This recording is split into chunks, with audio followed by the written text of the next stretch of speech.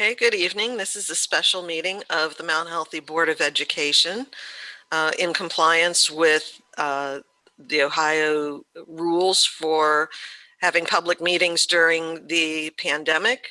We are doing this virtually. At the moment, we are missing one board member. Kim Bryant is having some technical difficulties. Hopefully she'll be able to join us in a few minutes. And Ms. Brooks, could we have a roll call, please? You're muted. Ms. Bryant, Mrs. Ellis, Present. Mr. Glenn, Present. Mr. Kilgore, Here. and Dr. Turner. I'm here. Okay, at this point, I'm going to turn things over to Steve Horton from the Ohio School Boards Association.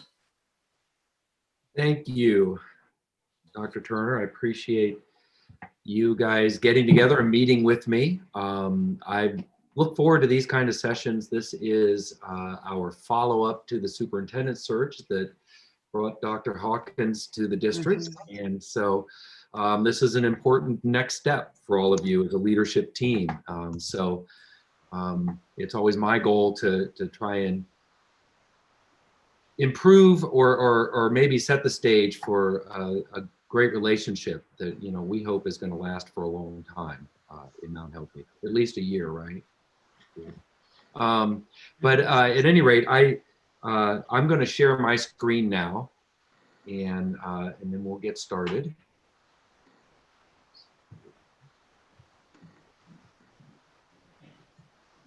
So can you guys see that?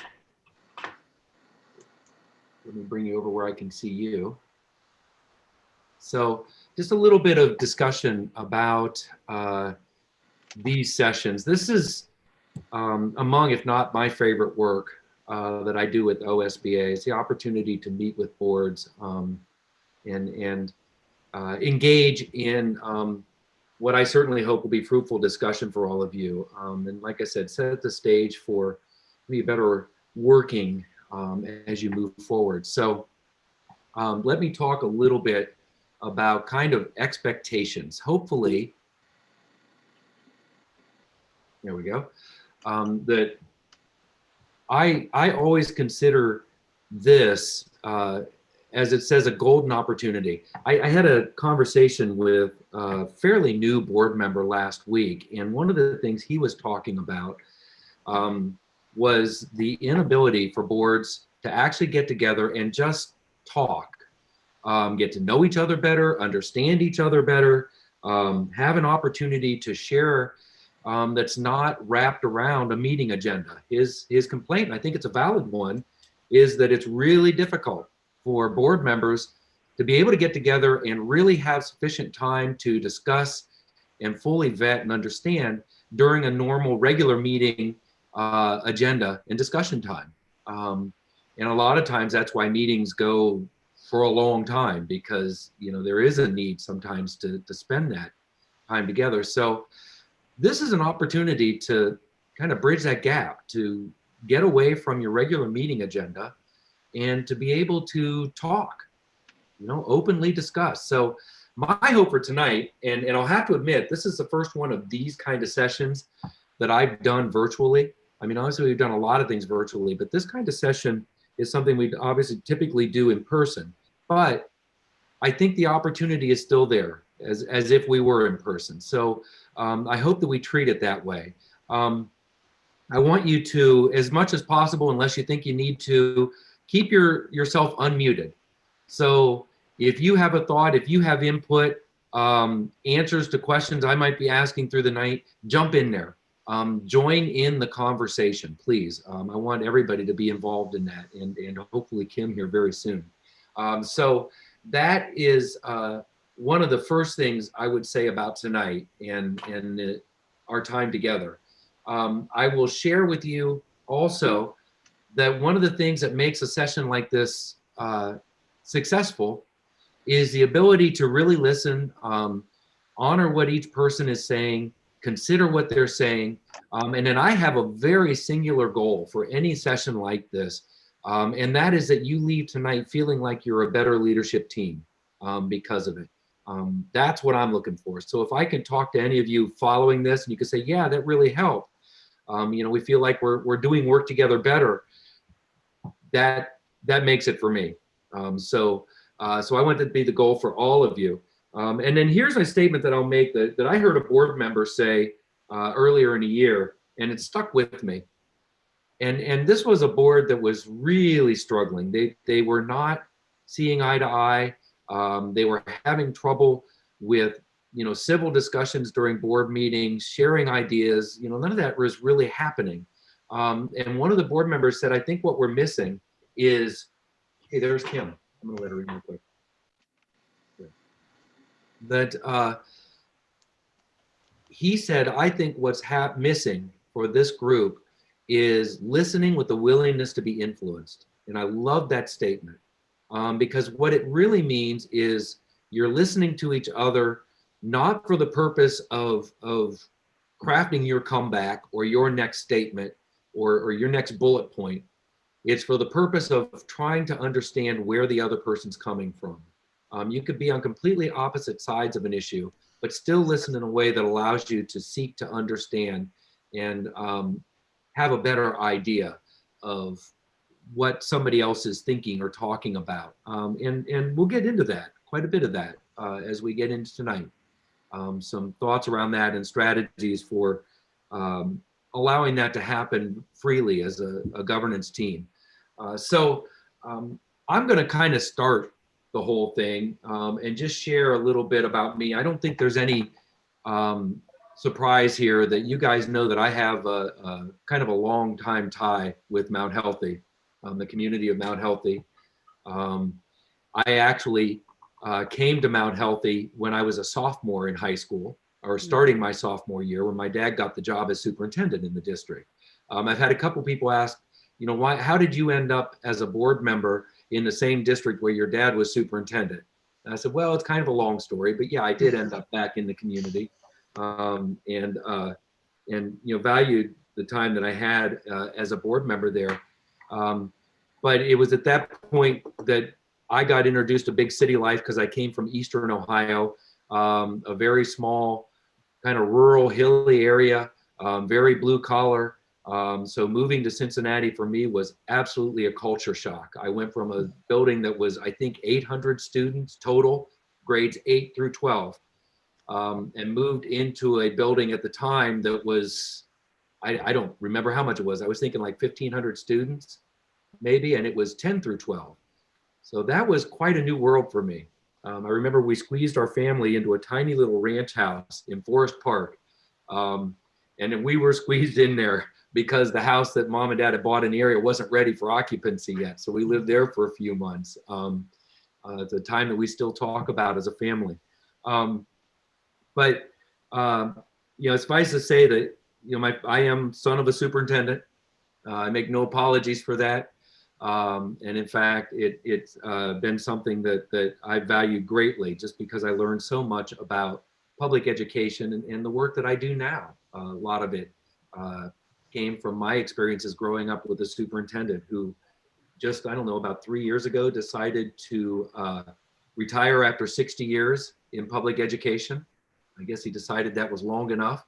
My mom was a school teacher. I started as a school teacher. So I actually really struggled with the decision to take the job with OSBA. I'm glad now that I did. It's been really the most rewarding work I've done. It's been 7 years now that I've been with the organization, but was kind of forced into that when my company that I had worked for 14 years was bought out by a very large French conglomerate. And I did that for a year under the big company and decided I really didn't like it and I needed to move on to something else. And this is honest truth. The day I had a new resume completed, one that I hadn't looked at in over a decade, but I blew the dust off of it, reinvigorated it, and was ready to get it out there. And I saw a posting in my board member inbox from OSBA about a position that was available. And I read it I read it again. I put it away. About a week later, I pulled it out. I read it again. I showed it to some people. I remember I showed it to my brother-in-law, and he looked at me and smiled, and he said, "Did you write this?" I said, "It kind of feels like that." So I said, "You know what? I'm going to send this in." And the day that everything was due, I mean, that day that I had to send back in the old paper days when we mailed it in, was the day that we were leaving to go to Florida for vacation. And I dropped it off in the post office there in Mount Healthy as we drove out of town. The rest is history. And I've thoroughly enjoyed the work that I've done. So that's a little bit about me and where I come from. I want for each of you to take just a few minutes to share about yourselves. Maybe something, if you've been at it for a long time and you think people already know, I bet there's stuff in there that they don't really know. So Carol, you're one of the newbies on the board. I'll go to you first. Well, Let you share with us all. well, I've been on the board for quite a few years, and I have enjoyed all of it, except a few years in there I didn't enjoy. And I'm one of those people that had one job for 38 years. Just went up and up and up within that organization. So I never had another job. But before I worked for the post office, I was in nursing. And I worked at a nursing home here in on Daly Road. I worked there just on the weekends because I didn't want to do it full time. Because when I lived in California, that's what I did full time, was in nursing. I worked a lot of hospitals and nursing homes out there because they have nursing homes, I think, just about on every corner. So anybody that likes that area, that way of working, California is the place to be. But anyway, it kind of got to me because my area was geriatric nursing. And what happened is I'd be working the weekends and I'd come back and people would be missing. And it got to me. And that's one of the reasons that I went to UC and changed my self around, and I decided I'd get into business, and that's what I did. So I enjoyed that, and I'm kind of happy with where things are right now. So that's the end of my tale. Thank you. Valerie, you're next on my screen. Okay. So I feel like everybody knows a lot about me because we went through the whole interview process, but maybe I'll tell. I grew up in Kentucky, started in Ohio. My dad is a minister. And so we moved to Kentucky. I spent from third grade through right before my senior year in Kentucky, and then we moved back to Ohio before my senior year in high school. So throughout my kindergarten to senior year, I went to 5 or 6 different schools because of my parents moving us around. So I don't feel like I had kind of that hometown experience where I stayed one place the whole time. Went to college at Miami, went back to Kentucky to start teaching. And that's where I met my husband. He also was a teacher. And then we stayed there a while. And then after I started having children, moved back to Ohio because that's where my family was. We were both teachers. And then my husband took a new job and we moved then to China for 3 years. And we were in China and had that experience. And then came back to Ohio, and I've been in Ohio the rest of the time in different capacities, from science teacher to principal to curriculum, central office, and now superintendent. So I've really enjoyed Mount Healthy since I've been there. There's such a community feel that I can really appreciate since I have moved around a lot. It's unusual to have that. I mean, Becky and I have talked about this so much, and I so appreciate Becky. We've had a chance to really get to know each other over the last couple months, but it's just like this feeling of community and closeness, and it's hard to describe, but I think when, like I said, in my life, I've moved a lot. It's special.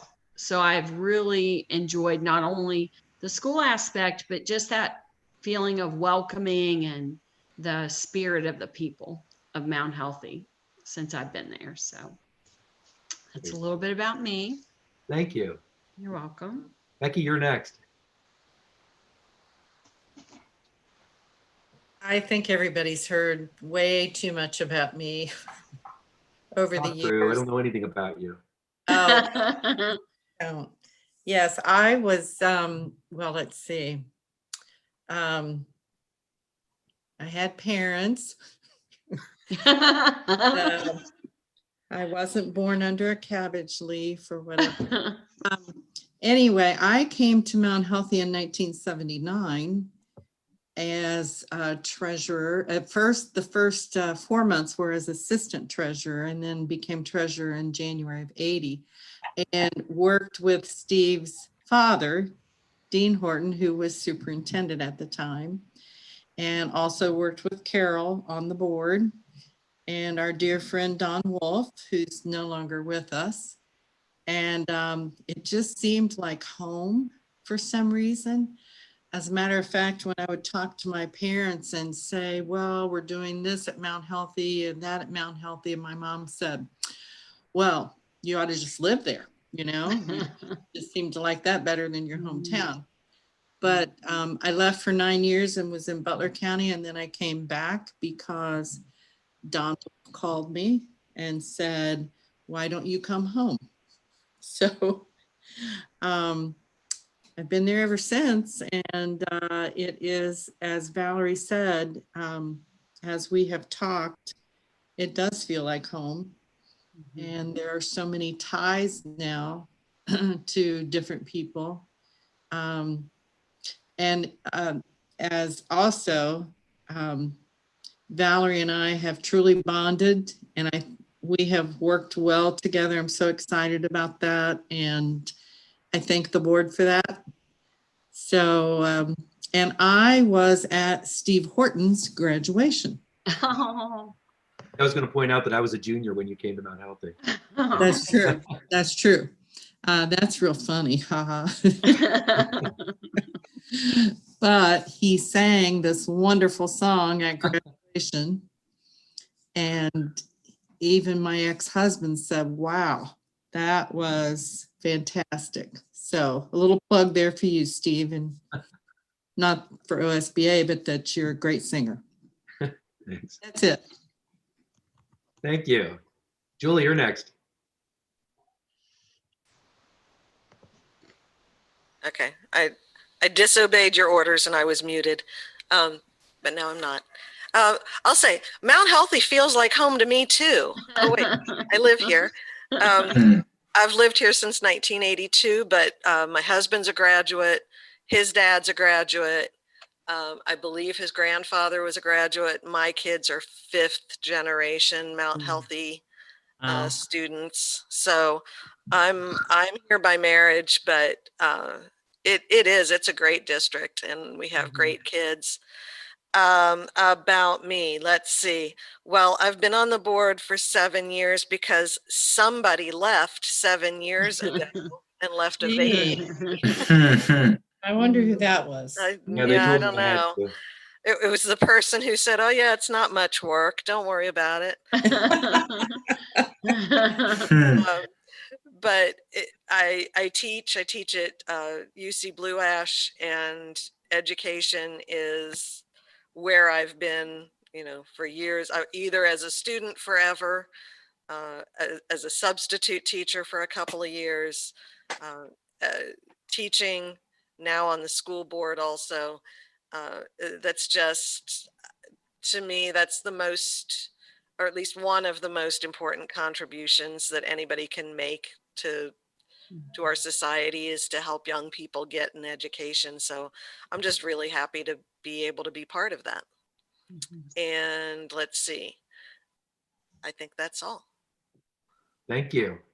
Emmett, you're next. Alrighty, after high school, I started working at the University of Cincinnati. I worked at the University of Cincinnati for 42 years. I was the EMS medical director for Maine, East and West campus. I helped develop air care. Back in the day, it was Air 10, which was ran by the National Guard, who was one of my students that also worked as an EMT on campus. And he approached me and says, Emmett, we ought to develop an air care program down there. So we started that. And on the weekends, he would go up to, I guess, Dayton, right, Patterson somewhere, and pick up a helicopter, bring it down and park it there. It used to be lot 1. Now that's where the Linda Center is, big complex. So he would land the helicopter, and if they got an emergency call, some of the guys at community ambulances like Corwin Township or one of the other department would station at our department, get on a helicopter, fly to the scene, bring the patient back. And he would land there in parking lot 1. Then we would transport the patient there to the various hospitals. I have 2 daughters that graduated from Mount Healthy. Both attended the University of Cincinnati. One, and then that's about it. Like I said, I graduated from retired from UC after 42 years. I've been on the board for, I guess, going on this my 11th or 12th year. And it has its up and downs. But other than that, that's it. Great, thank you. The baby of the group, Penny, you're next. I don't know the age of the youngest board member in the state of Ohio, but you might be close. It might be me. Yeah, 23 years old. Yep. Wow. Yeah, I've been in Mount Healthy for 13 years though. So there we go. I got some length on me. I went to New Burlington, then Mount Healthy Junior High, which would have been South Junior High. I went to the old high school and then also the new high school. And then even during my time in Miami, number one question, be it there or in Cincinnati, even today when I'm walking around, is what high school did you go to? So I say Mount Healthy, and I say it with pride. And I love the community, love giving back.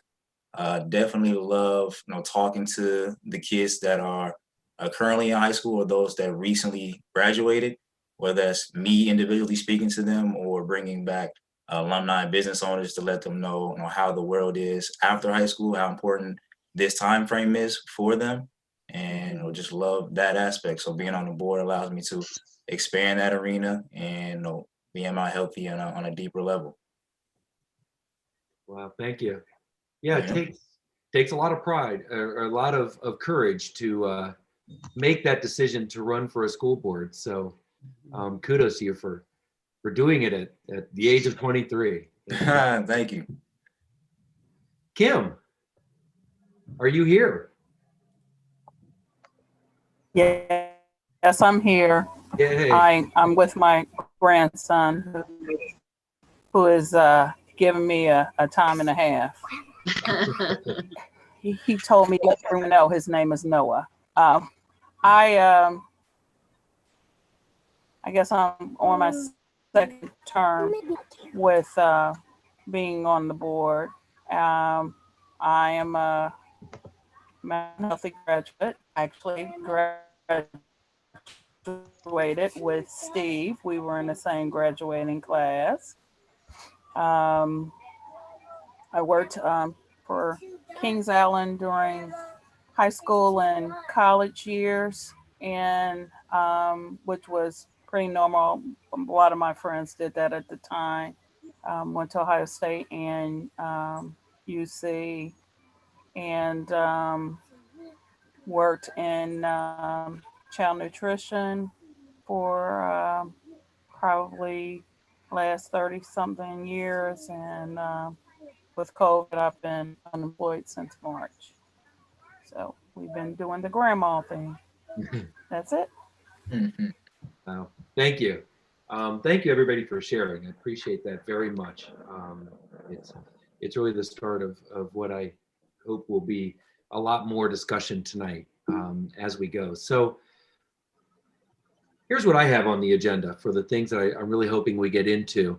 I do want to spend time talking about just kind of best practices. What is the roles, responsibilities of board members? We'll get into that discussion. I think this is an important time, since one of the things that I think is absolutely true, if you have a new board member or you have a new treasurer, superintendent, in your case, you have a new board member and superintendent, you have a new family.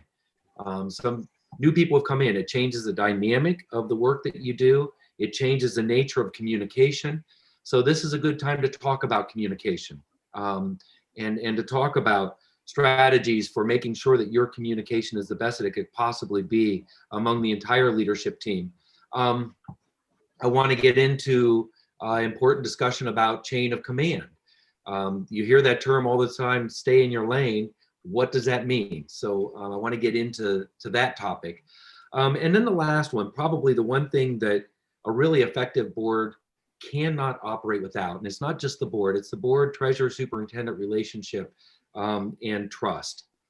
And you know, what kind of trust is there, and how do you develop and maintain trust that is necessary to really do the best possible work together? So you'll find here that I do not have a huge slide deck. I didn't bring 100 slides with me. I never treat these kind of sessions like this is a seminar or a breakout session at Capitol Conference. This is our time together to talk about lots of different things.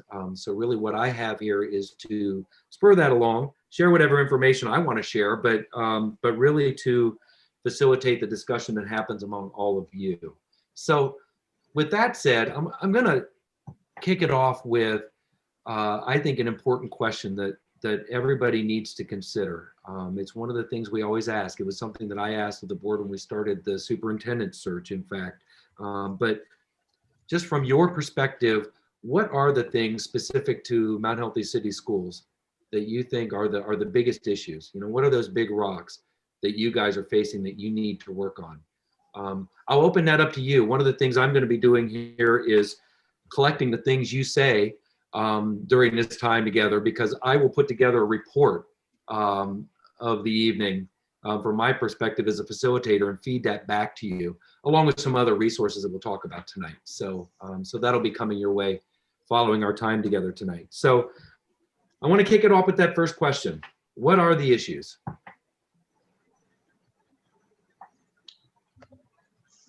Bringing the students' grades up. Mhm. I think that's a real big issue, mainly because of the transient, the homeless, or whatever you want to category them as is. I mean, that's one of my leading pet peeves. Bringing our ratings up. Mhm. The younger kids, you know, hopefully this new building that might help develop younger kids on learning, better way of learning, communicating with other children in the area, so they can. Right now, you get a bunch of kids, throw them in a room, and they don't know what to do or how to interact with each other. With this, hopefully they can you know, get some type of interacting with the kids, the fellow students at a younger age, and as they move up the ladder, they have a better rapport with their classmates as they go up. Okay, good.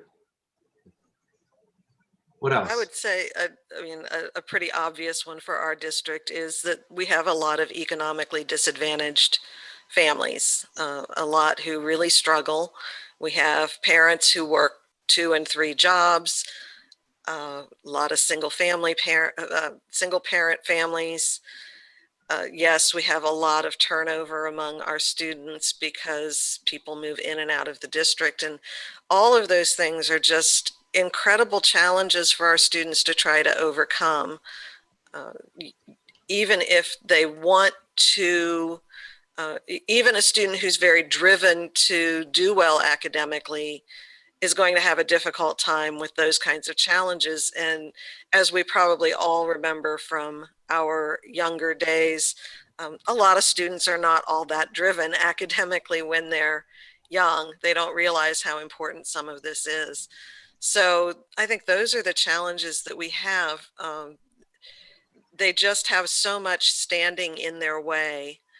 And I agree with Mr. Kilgore. I think the new Early Learning Center is going to be a huge bonus for that, because getting the students off on the right foot, getting them started on their educational journey with not much standing in their way right there at first, at least, is such a big step.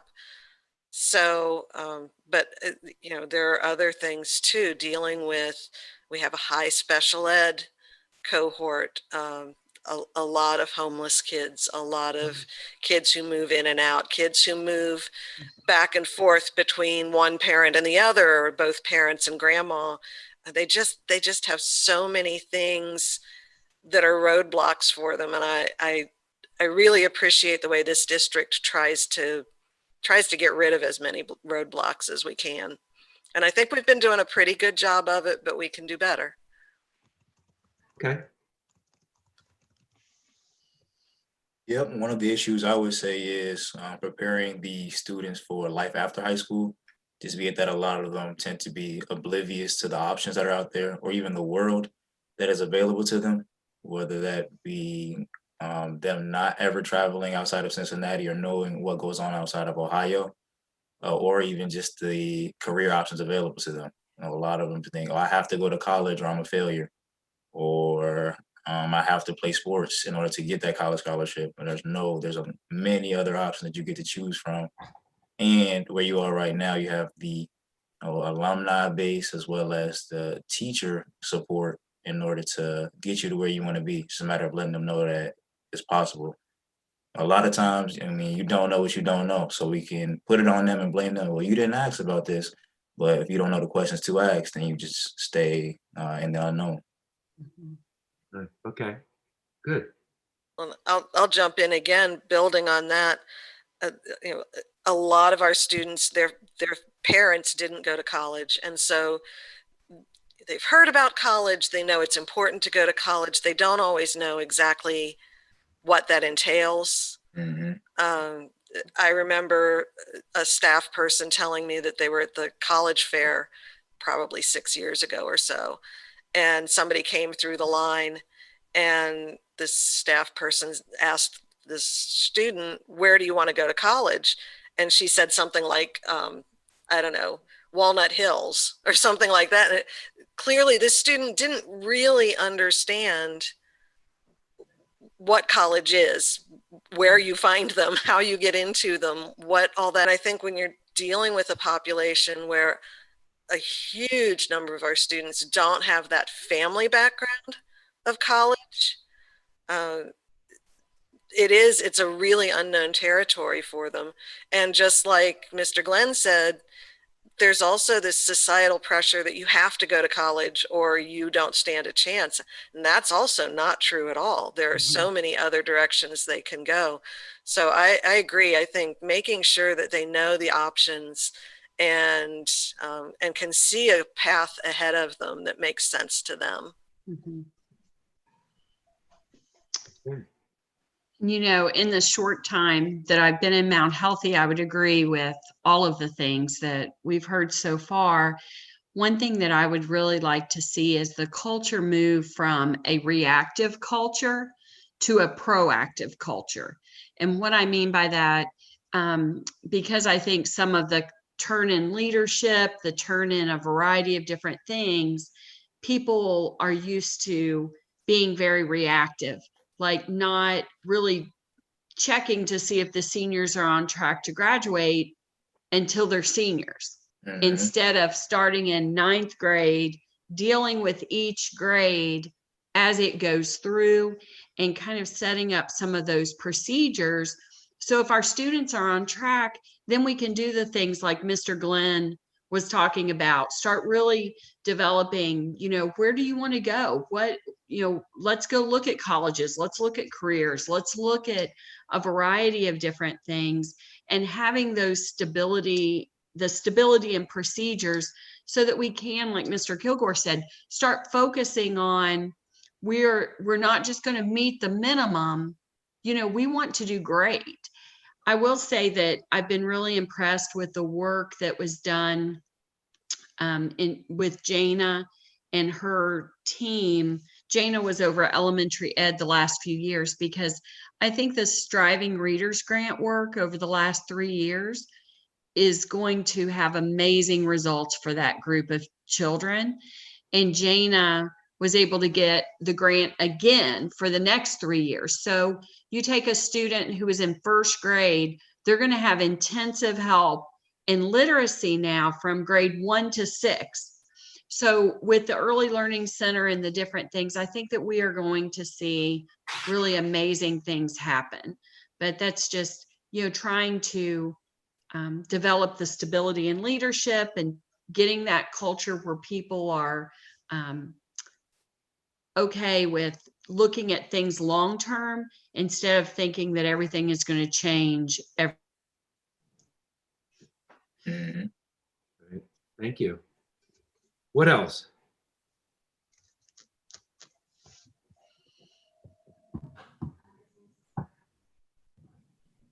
I think what Mr. Glenn said about the kids don't know what they don't know is so important, because many of us think that everybody knows the path you should take to find a job or college, and some of our kids haven't even been taught how to dream because of the circumstances they're in.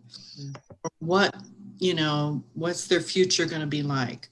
I was the child of 2 parents who did not graduate from high school, but their primary goal for me was to graduate from high school, which I had no intention of not graduating from high school, but that was pushed for them. And then when I graduated from college, they were just like so overwhelmed. And I think somehow, I don't know how we do it. There are lots of people smarter than me that know how we can get to the kids and get them to learn to dream, learn to think about the future. They don't know, and try to teach them that. Oh, well, you get my drift, right? Good. Thank you. Anything else? Carol, Kim, do you guys have anything to add to the list? No, I don't.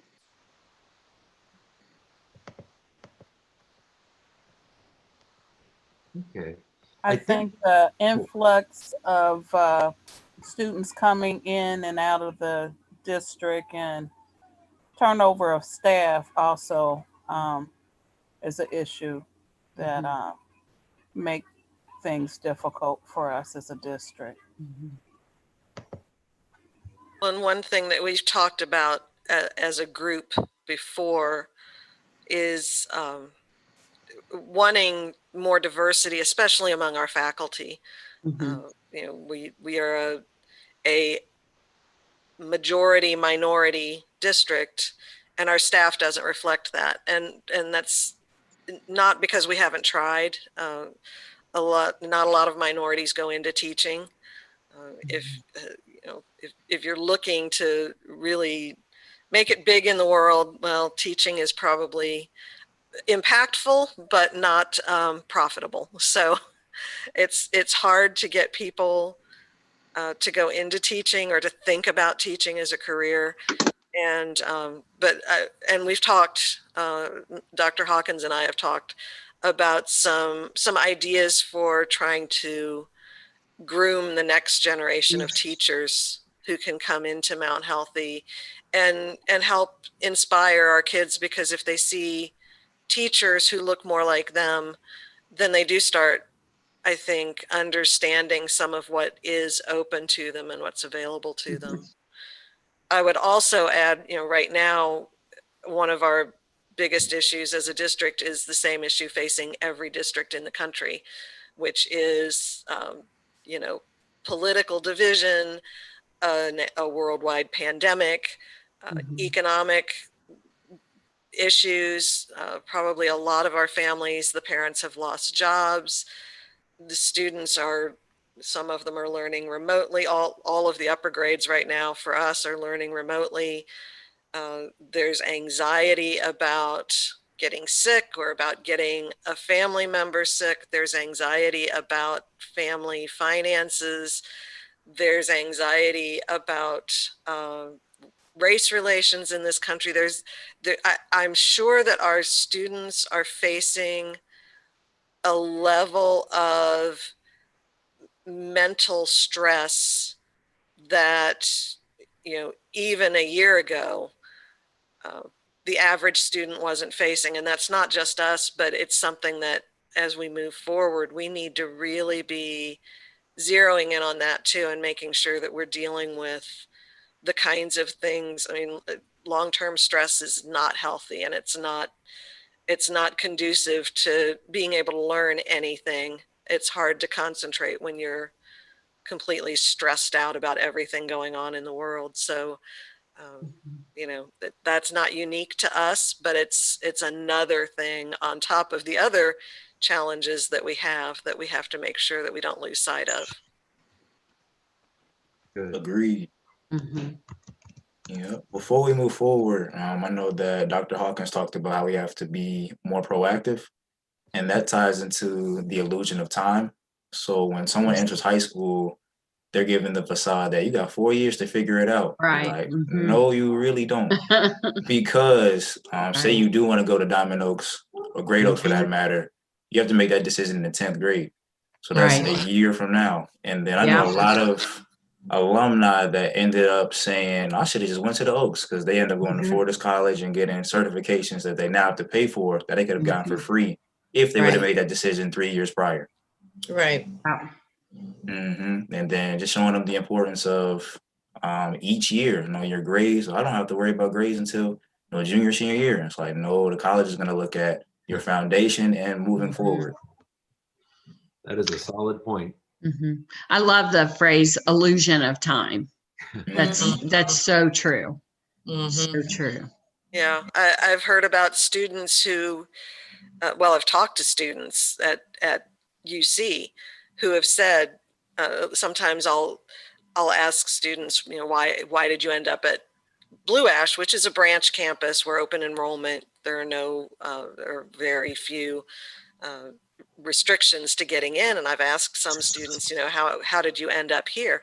And I can't tell you how many have said, well, I figured out in my junior or senior year that I wanted to go into this field, and that meant that in my freshman year I should have started taking science classes, or math classes or whatever. So again, like Mr. Glenn said, they don't know what they don't know, and they don't know what they need to know, and that's partly on us, and it's partly a factor of, again, their families not necessarily having that background either, at least a lot of them.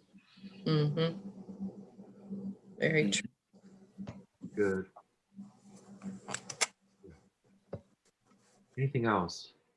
I think it's really important to get these things out there, to talk about them, put them on the table, make the list. This is a pretty healthy list. And I'll admit it's healthier than a lot of districts that I work with in terms of just the things that you're facing, but that's, you guys know that. And so having these things in front of you is crucial, because this is your job as a leadership team. How do we solve these issues? How do we attack these things to make a better opportunity for our students? That's it in a nutshell. So let's spend some time tonight talking about ways that this team can come together and do that work most effectively. And so there's a lot of things that I'll bring up tonight that we'll talk about that are very much research-based. They are things based on best practices. You know, what do the most effective leadership teams of districts do ongoing? I want to get into that conversation and talk about where that matches up with what you do and you know, where you might be lacking, you know, where areas that you do need to get better or work to improve. So let's get into it kind of at the basic level in terms of moving forward. Just the legal responsibilities. You know, one of the things that was said to me a long time ago was that, you know, ironically, for as much legislative interference as we hear complaints about, and Ohio does have a very active legislature when it comes to public education, oftentimes not really for the benefit of the work that we're trying to do. Very true. Yeah, and unfortunately, that's, you know, that's the way it is. But ironically enough, revised code in Ohio does not say a whole lot about what boards are supposed to do. The expectations, there is a lot left to local interpretation and local implementation of the work that you do. So there's a lot of leeway to go one way or the other. You could be really, really effective together. You could also be a complete disaster and create more issues for your community and district than good. So, but there are some important things that are on that list. You know, the first two, and this is something consistent in every state in the union, other than Hawaii that only has one school district.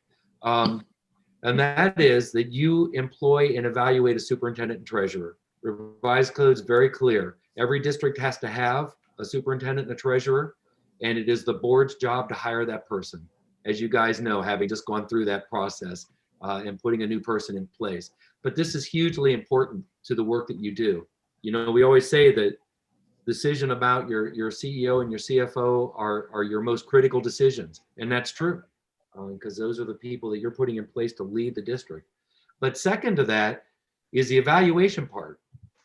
You know, it's very apparent to me, having spent a lot of time now all over the state working with lots of different boards of education, that one of the things that is consistently lacking from the board's repertoire of work is evaluation. There are a lot of boards that don't really do an evaluation. Even though revised code says that you're supposed to, and it's supposed to be in your policy manual, it may be there, but whether or not you actually do it is another question. So that's something that the board should strongly consider, and how you could do that in a very effective way, because it can make the difference in terms of your relationship as a governance team and how you set the district up for success. You have to approve the annual budget and the appropriations. And Becky is perfectly willing to turn the 5-year forecast over to you guys and say, here, you take it.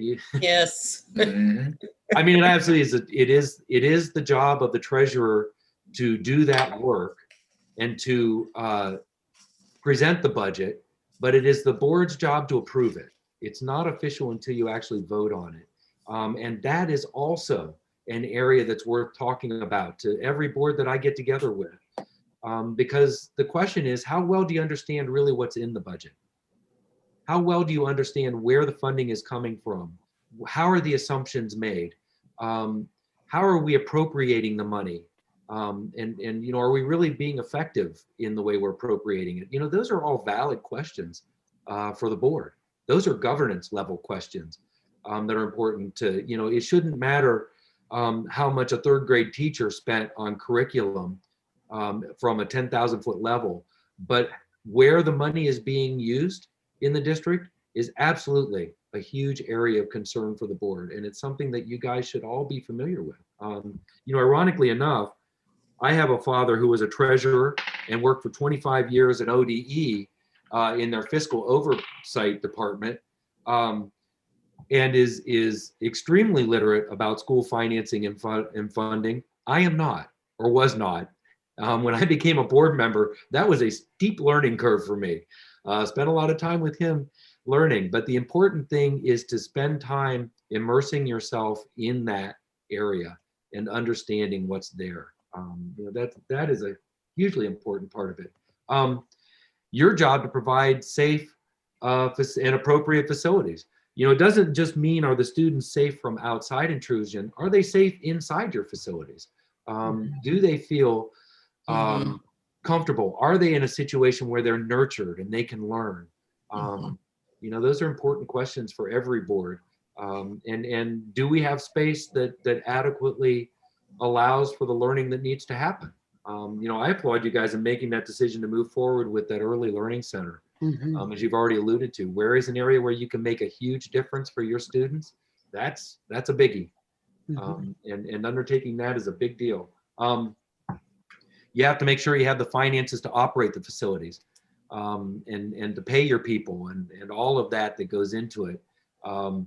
So yeah, it does fall on the board to really understand how are we doing? What does the future look like? Do we need to be considering a levy? You know, unfortunately, our funding is set up so that you are on a levy cycle. And whether you want to or not, you always have to consider that. And it's always an issue for the Board of Education.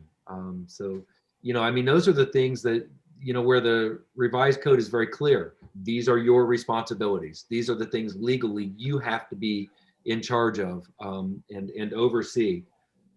But then there's a whole lot of other things. And then we're going to get into a lot of those other things. Things like, yeah, you do have to consider, you know, and approve or reject recommendations of the superintendent. That's your agenda, right? Every time you get together in meetings, your superintendent is bringing you recommendations. A lot of those, you know, right, Dr. Hawkins, those are, you know, law says you have to do this. You know, ODE says this is a new policy that has to be in your manual, and you have to bring this up at a board meeting. You know, so a lot of those things are thrust upon you, but an awful lot of them are also very important team decision that you guys have to make when you're together. Weighing and informing public opinions is a big part of it. You can operate as a board exclusive of your community. That is possible. And we see a lot of boards and districts operate that way. But is it healthy? No pun intended. Is it the best work that you should be doing as a leadership team of the district? So how do you include the public? How do you embrace the public and try to engage them in the work you're doing? That makes a huge difference in the work that you can do as you move forward. And this is an interesting one. The revised code says, yeah, any policy that goes into the board's policy manual has to be approved by the board. But consider your work as board members. How many policies do you actually create? I mean, sit down and write and then approve for your manual. In reality, not very many. I mean, there are some that specifically fall under the board's purview in terms of, you know, the wording of this is up to the board, but that's not very many. You know, one of the popular boardmanship books out there makes a statement that, you know, if approving policy is the only thing that a board is responsible for, you don't need to meet every month. You probably could meet maybe every quarter to review and move on. So while that's important work, knowing what's in the policy and being the ones who oversee it and enforce that policy manual, you know, hold everybody accountable, including yourselves. It's not the big part of the work when you're actually together and working on it. But one area that should be a big part of the work, and this is an area to ask yourselves, are we really being effective here or not? And that's working to set goals and objectives. What is your strategic direction for the district? Do we know what we want to accomplish collectively as a leadership team, you know, with our district and our community for the sake of our students? You know, I would venture to say, and this is completely anecdotal, that at least 50% of boards that I work with, you know, when I ask the question about vision, mission, do you have a strategic plan? It's kind of a, not really. A lot of times the answer is, well, if we do, we don't really know what it is. And unfortunately, that puts you in pretty good company if that's the case. But it is a big, big part of a work that you as a team should be doing. You know, how do you evaluate? How do you move forward in a cohesive way? How do you make it really clear to the district and the community that, you know, I got this, you know? We know where we're going and we know what we need to do. You know, from the list that you gave me or the things that you talked about early on about issues, you have a really clear picture of what needs to be done. You know, what are the most important priorities, but have you really sat down and discussed what that direction should include, and how you should attack that work? So that's something to consider, and something to be accountable to. You know, right along with that, it is important to understand the work that's being done from that early childhood center up through the graduation of your students. How is the work being done? You know, are we being effective in the programs that we're implementing? Do we understand what those programs are, and where and how they're being used? How are we funding them? All of those things, again, are, you know, those are big governance level questions, that are important for boards to ask and consider.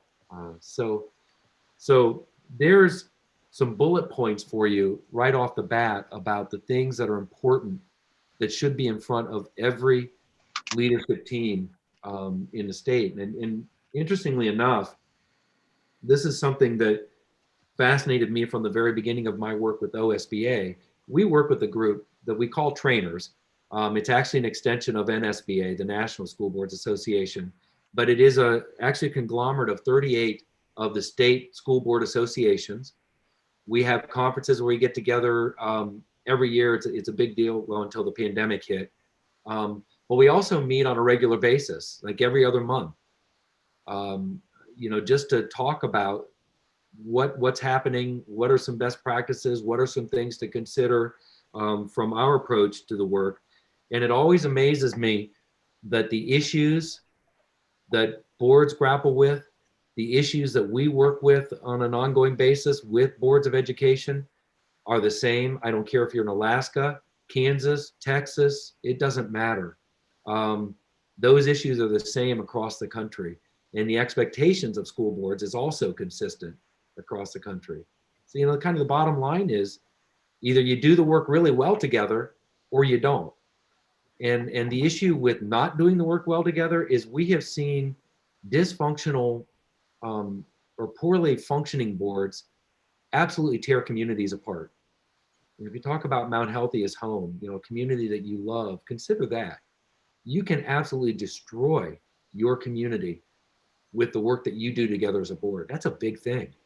Huge, huge weight on your shoulders. But it is something that you have to be aware of. So let's get into some kind of deeper discussion about what do school boards do? There is a body of research out there, and this is one of the things that I'll share with you when I send information back from tonight. That it's a report that I refer to quite a bit, and even a larger study. I can share with you the entire study to read through because it's very illuminating. The Lighthouse Study, as it's referred to, was something that was taken on by NSBA's Center for Public Education and the Iowa School Boards Association at the time. And they did a lot of research, a big body of research, not scientific research, but just studying the work of school boards in two areas. One was with effective school districts, you know, those where achievement seems to be really high, engagement with the community is strong, you know, the boards functioning well together. What are those boards doing that are enabling them to function so well? But they also looked at the other end of the spectrum, boards and districts that were really struggling. And you know, here's eye-opening, they go hand in hand. If the board's struggling, typically the district is as well. And typically the community is not doing well in terms of, you know, the public education in their community. You know, so those things go together. And the Lighthouse community is like this, the Lighthouse Study is this resource of things that make it painfully clear what's effective and what isn't. So one of the things that came out of that, kind of boiled it down, were the 8 characteristics that I think are important to talk about. You know, what are the 8 characteristics of the effective school boards? You know, this is like the habits of a successful person. So very first on that list that I want you guys to consider is committing to a vision of high expectations for student achievement. This goes to that bullet that I had up there about setting goals and objectives and being really clear on that and communicating those. That vision of high expectation is something that honestly some boards and districts do extremely well. Others really don't do it all. And it makes a big difference. So where do you guys see yourself with that in terms of discussion about vision? You know, what is the culture of your leadership team, your district, and what is the direction that you see for that district, and how much time have you spent working on that? Kind of a true confession moment.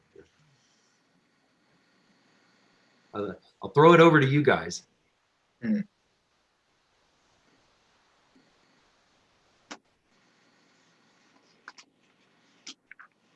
Don't everybody jump in at once. Yeah. I think we aim at that. I'm not sure we always hit it, but I think we do. For me, at least, sometimes it's finding that balance between understanding the challenges that a lot of our families have, and at the same time wanting to make sure that we're not giving the impression that we don't think they can, rise above those challenges. And sometimes it's hard to say, we expect all of this from you, knowing that they do have other issues in their lives. But I think it's very important for them to understand that we only hold them to high expectations because we feel they can achieve them.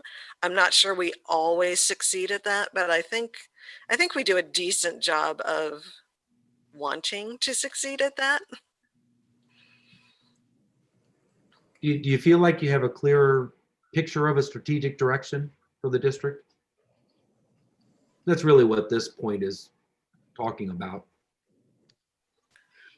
We've continued Dr. Cosby's work with Education Destination, and I do think that's an advantage. Sometimes I think when new leadership comes in, they want to trash everything that's been done before and start over. But the foundation of the plan is great. I mean, it talks about having high expectations, helping students feel safe, getting a diverse staff. So the Education Destination, if we could really achieve everything in that plan, Mount Healthy would be a district people were moving to. So I do think we have the plan, and I think that people are comfortable with the plan. For me, while people understood the plan, when I really started digging in the data, and they say, yes, we want high expectation, but then when I start showing them, okay, here are the number of students that are on track to graduate. Here are the number of our third graders that are not scoring where they need to. Then they start kind of grappling with that. So I do think we have a really strong foundation in that strategic plan. We just need to now move it to the next step, which I think is an advantage, that we're not starting over and having to spend a year or two just norming our staff on what our vision is. Good. So you feel like there's consistency in that?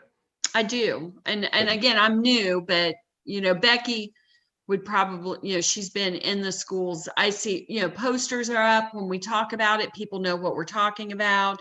This year we continued with the Objective 1, Objective 2, Objective 3 meetings.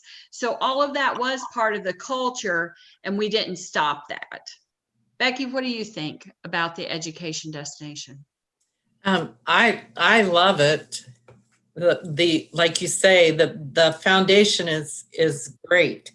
I think something that's truly hurt us, particularly at the junior high school, is the turnover. Staff, particularly administration. So I think if we could get those pieces in place, and I think we have a solid elementary group right now, and I think we have a solid high school admin team right now. I think we've got a lot of things going for us. It's just getting everybody to agree to go down the same chute or make it understandable is Mhm. Is that helpful? Yeah. Yeah. Mhm. I would agree that the admin team that we have, most of them, even though they may be new in their role or fairly new in their role as head principal, they're Mhm. not new to the district. So I Right. think that's a real advantage. The people we have in place, I get the sense that when I've been talking to teams and when we've been hiring new people, I've been really upfront with them and asked them if they can give me 3 years. Mhm. Give me 3 years that we can really come together and make a difference. And people have been willing to engage in that, and they've been really positive. So I would be surprised if any of the admin that we have in our buildings would not be there in 3 years. Would you agree, Becky, with that? I agree. I'm very hopeful for the next 3 years. Mhm. Good, good. Here's an important question for board members. The presence of a strategic plan is big, and having that in place is important. How connected as board members do you feel to the plan?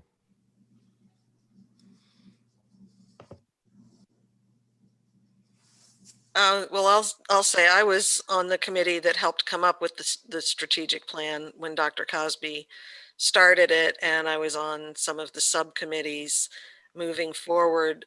So I feel personally like I understand it, and like I'm very connected to it.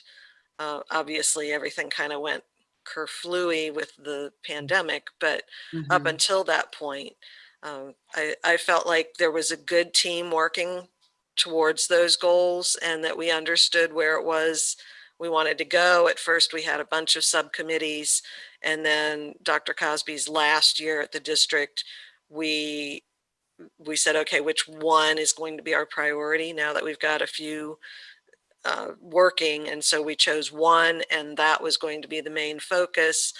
And unfortunately, things have gotten a little disrupted because of situations outside of our control. But I think it's a good plan. I think it's very effectively communicated. It's reaching the people to give them that communication that sometimes is the challenge. If you read the materials, if you hear, in the past, Dr. Cosby, now Dr. Hawkins, talk about what the goals are and how we intend to meet them, I think it's a very good plan. And I don't think this is just us, finding ways to communicate with the community, with our families, even with our staff sometimes, but especially the community and the families. I'll hear secondhand, third-hand comments, usually not directly to me, but where somebody says, oh, I heard somebody say, why isn't the district doing this? And I'll say, they are, but people don't necessarily know it. So I think that's a challenge, is getting the word out. But again, that's not just us trying to communicate. You'd think in this day and age of so many ways to communicate, it would be easier, but I think it's just made it more complicated to get the word to people because, some people use social media and some don't. And we can do telephone all calls, but not everybody, we don't have the right phone numbers, and you can send emails, but I was just looking at my personal email today, and I am at 980 something unread emails. Now, I know none of those are urgent, but how many of our families would say, well, okay, this doesn't look like something urgent, I'll come back to it.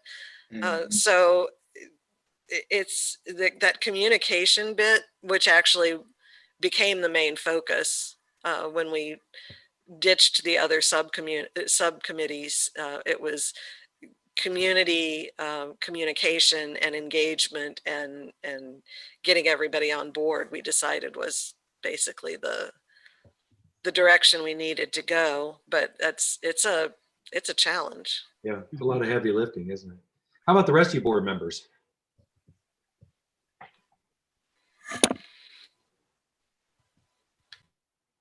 Well, I'm gonna be honest with you. I can't even remember what the strategic plan was. I, I'm sorry to say that I don't. And I wouldn't, at this point in time, I don't even know if I know where to look for it at. But it's something I, need to um, look at and see where we are going with that. And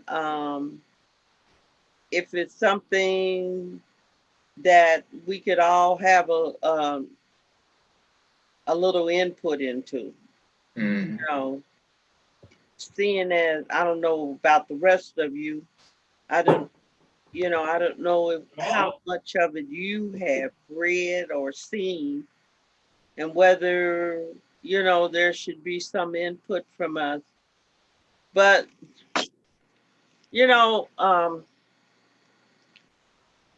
I just feel that we have fell by the wayside because we have not been able to get together to sit and talk and even bring forth the things that the superintendent had wanted to do, or, whether the things that the superintendent wanted to do, did we want to do it? Or did we have other ideas?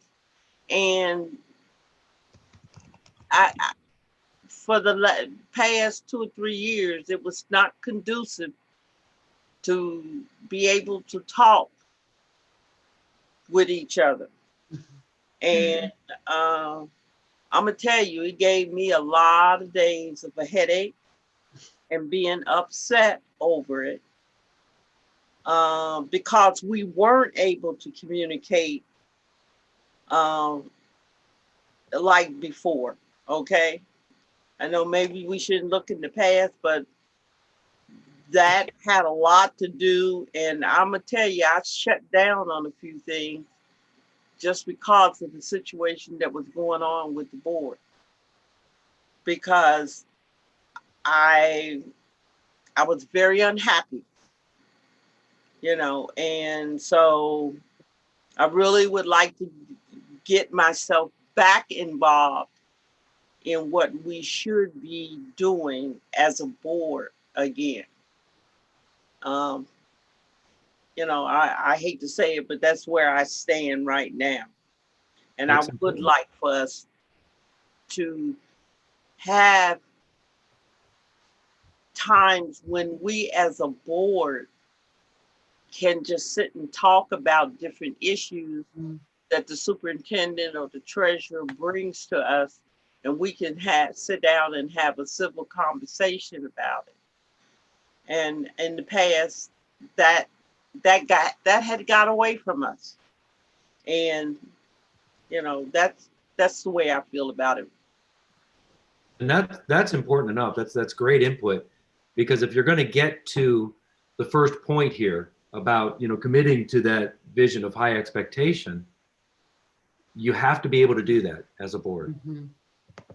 That's why I ask if you really feel connected to the strategic plan that's in place. The best plan in the world is not going to be as effective as it should be unless the board is really connected to the plan itself and the work that's happening around that plan, to be able to make the best decisions possible to support that plan. We always say with strategic planning, if you put a plan in place, that should be the measure for the board's decision making, the framework for the board's decision making. In other words, if we're going to talk about this and we're going to make a decision on this, we need to consider if it really supports and advances our strategic plan. Because if it doesn't, let's move on. That should not be what's occupying our time. So that's important consideration, and that's really what this first bullet is alluding to. The second one. Well, go ahead. If I could just on top of what Mrs. Ellis was saying, we had a bumpy few years there, and unfortunately, I mean, right now we have, I think, a board that works extremely well together. We communicate well. I think we all support the superintendent and the treasurer, and those are all great things. And then, right when all that fell into place, a new board, one new board member, one that had been off the board for a couple of years and came back on, and then a new superintendent, and then a pandemic, and then having to do everything by Zoom and not being able to be in the same room together. I think that's really complicated it. So I would say, Dr. Hawkins, usually the November and December board meetings are pretty short and to the point. Maybe that would be a time to reintroduce the strategic plan, to go over it, maybe do a little, here's what it is and how we got to, well, you weren't involved in creating it, but I'm sure you have a pretty good sense of how it was created. And then here's where we are with it now. That's a great idea. Kind of a state of the union time. Yeah, and some of the things like the Early Learning Center is very much in line with that was a big goal. That definitely fits in with the strategic plan, for instance. So maybe just a little refresher for those of us who've been around, and maybe a little more of an introduction for the ones who haven't been around for at least the last couple of years. So maybe that would be a good thing to do at the next meeting. It's a great idea. I'll definitely do that. Good. And keep in mind, this kind of session or these kinds of discussions can happen in work sessions ongoing. I mean, you don't have to add a bunch of meetings to your calendar, but this kind of work sessions are valuable. And that strategic plan, introduction, reintroduction, update on where you are, that's important. And if you're going to get to the first two bullets here, under those 8 characteristics, that is an important step. So I think that's a great suggestion. Go ahead. I just wanted to ask you a question. Work sessions. We used to have work sessions ago without having a board meeting. But from what we can tell, it appears that if all 5 board members are together, that we need to call a board meeting. It's a board meeting, yes. Right. That's why tonight's is a board meeting too. Yeah, it's just a special meeting. And that's why I suggested doing it in conjunction with a board meeting in a month when we know that there won't be 2 hours worth of other business that we're doing. I try really hard not to call special meetings if I can help it. I didn't think we wanted a 3-hour workshop on top of a regular board meeting. No, that's not a good idea. No, but I think touching base on the strategic plan could be done probably in less than an hour, and I don't think it's unusual for the November and December meetings to be pretty short. So, but I would hope, just to interject here quickly, that would hope that if it's a concern of having to call extra meetings, yeah, I agree. You can definitely overdo that and just overextend people. But on the other hand, there's no reason to be afraid of having special meetings, work sessions. Actually, special meeting, work session, board retreat, as I always refer to these kind of get-togethers, they're all special meetings in terms of the revised code. Open Meetings Act, says that yes, you do have to notice the meeting in the same way that you would notice your regular meetings. However, you're free to talk about whatever you want to talk about within those. The only rule about that is if you say we're going to have a special meeting and we're going to talk about strategic plan, that's what you talk about. So you do have to be specific with those. But it is a vehicle or a way to have the kind of discussion and work that we're doing tonight outside of your regular board meetings, where it really is, if you've got X number of items on an agenda that you need to get through, it's kind of hard to tack something like that onto it. Your point, Dr. Turner, about, trying to do something like this on top of a regular board meeting, that would be torture. So You know, one thing we might consider is taking some time, maybe at the November meeting, to let everyone name some topics that they would like periodic updates on. Then maybe I could schedule them throughout the year. So if I have 10 topics in my information section, I could just put in those topics, maybe especially around, you know, if test results are released at a certain time, but then we could tackle one topic each month just in a short way so that we could have maybe some ongoing, like for instance, if one month you wanted to hear about what we're doing for our gifted students, you know, we could put that on one month and rotate that through the topics that the board just would like some periodic updates about. Yeah, that's a great idea. Great idea. I'll say there are two reasons I don't like to call special meetings. For one thing, trying to find dates that work for everyone can be difficult. But I've had people make the comment to me, whether they're in Mount Healthy or about the district that they happen to live in. I've heard people say, oh yeah, our district has 1 or 2 special meetings a week. They're just trying to get rich off of this. They're just trying to make extra money by calling extra meetings now. Actually, I know boards that do that. So. Yeah, so it's not a lot of money per meeting, but it adds up, and I do try to not just make it not look like we're doing that, but to literally try to be as economical as I can be with school resource or with district resources. Yeah. So yeah, I wouldn't want to try to do anything too major. Maybe we could even, for the November meeting, have a refresher on here's what the strategic plan is and how we got to this point, and that, or you know, how it got put in place. And then maybe the December meeting, here's an update, here's where we stand on it now. Those could be 2 separate topics if we don't want to overload. Good. Right, that's How great. do the rest of you feel about that? Sounds good. I agree. Okay. Yeah, I think those are great suggestions. You know, and everything we're talking about right now, this second point that I put up there, that hold strong shared beliefs about what's possible for students, that's a little different from the first one fundamentally.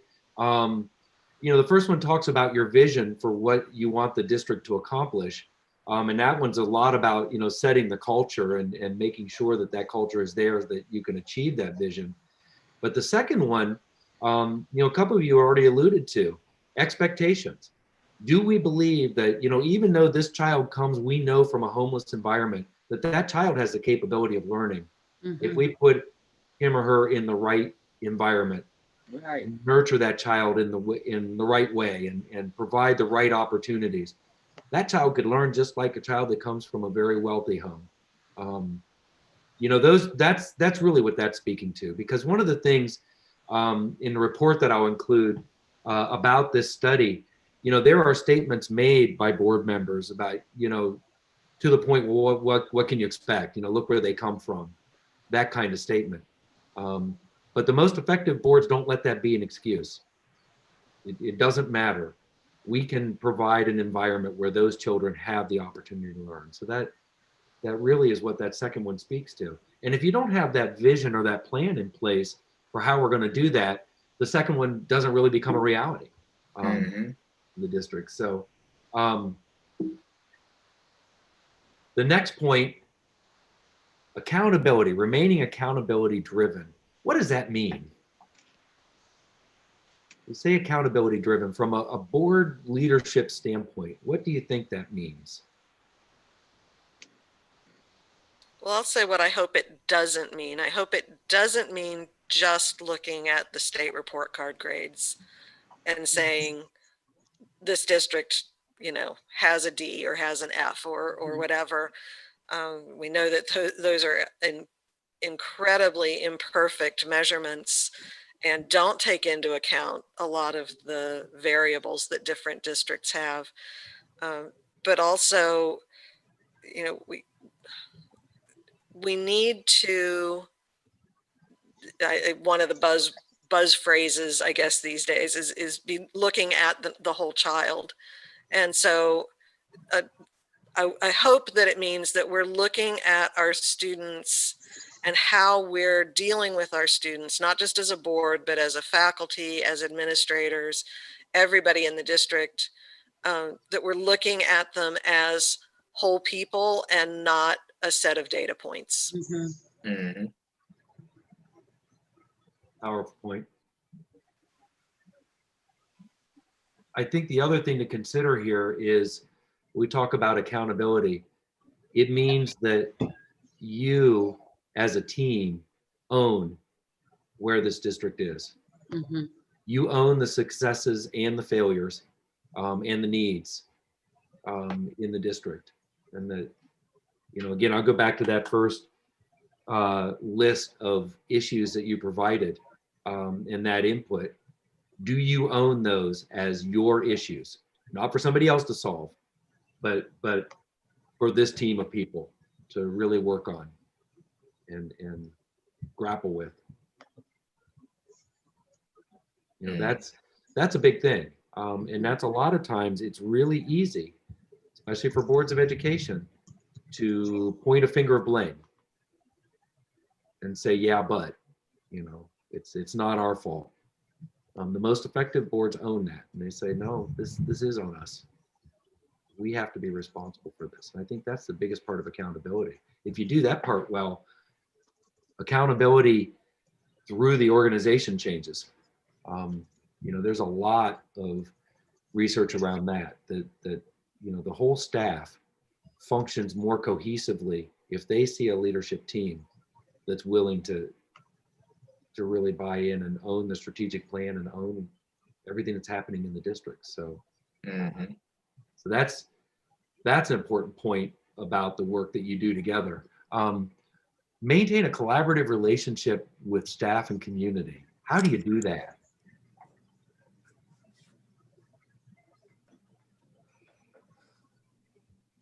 I would say by being seen. So I know pre-COVID, I was at a lot of events and also at the school, you know, talking to teachers, and then when at events, talking to community members and parents as well as students, just about the things they like and dislike within the community, things that we used to do that we don't do anymore, and things about the bright future ahead. Good. And Can you I'll listen? say one of the things when we were interviewing for the superintendent position, one of the things that really impressed us with Dr. Hawkins was how much she talked about creating collaborative relationships with our community members, with our families, with the staff, with businesses that could bring opportunities to our students that maybe they wouldn't have had. This idea of partnering was a major part of Dr. Hawkins' vision, and we were so excited about it. And again, pandemic has kind of not really completely derailed that, because we've gotten a few new things going even during this time. But Yeah, that's something you could that use was as an part. excuse. So, Sorry. oh, I was going to say that's something you could easily use as an excuse. Yeah. Yes. But I think when we were trying to choose the new superintendent, that enthusiasm for new partnerships was really a major factor for us. And so there you go, Dr. Hawkins, just take it away and do all those things. Okay. And, you know, it has been a little more difficult, but like Becky and I were talking just the other day, we've gotten, you know, just Thursday, we're part of this Farmers to Communities, where we're the only school in the area. We're getting 1,000 boxes of 30 pounds of food for 4 weeks. And we've been able to pass it out to our community. Our football team helped last week. That was a big, I think, win for our school.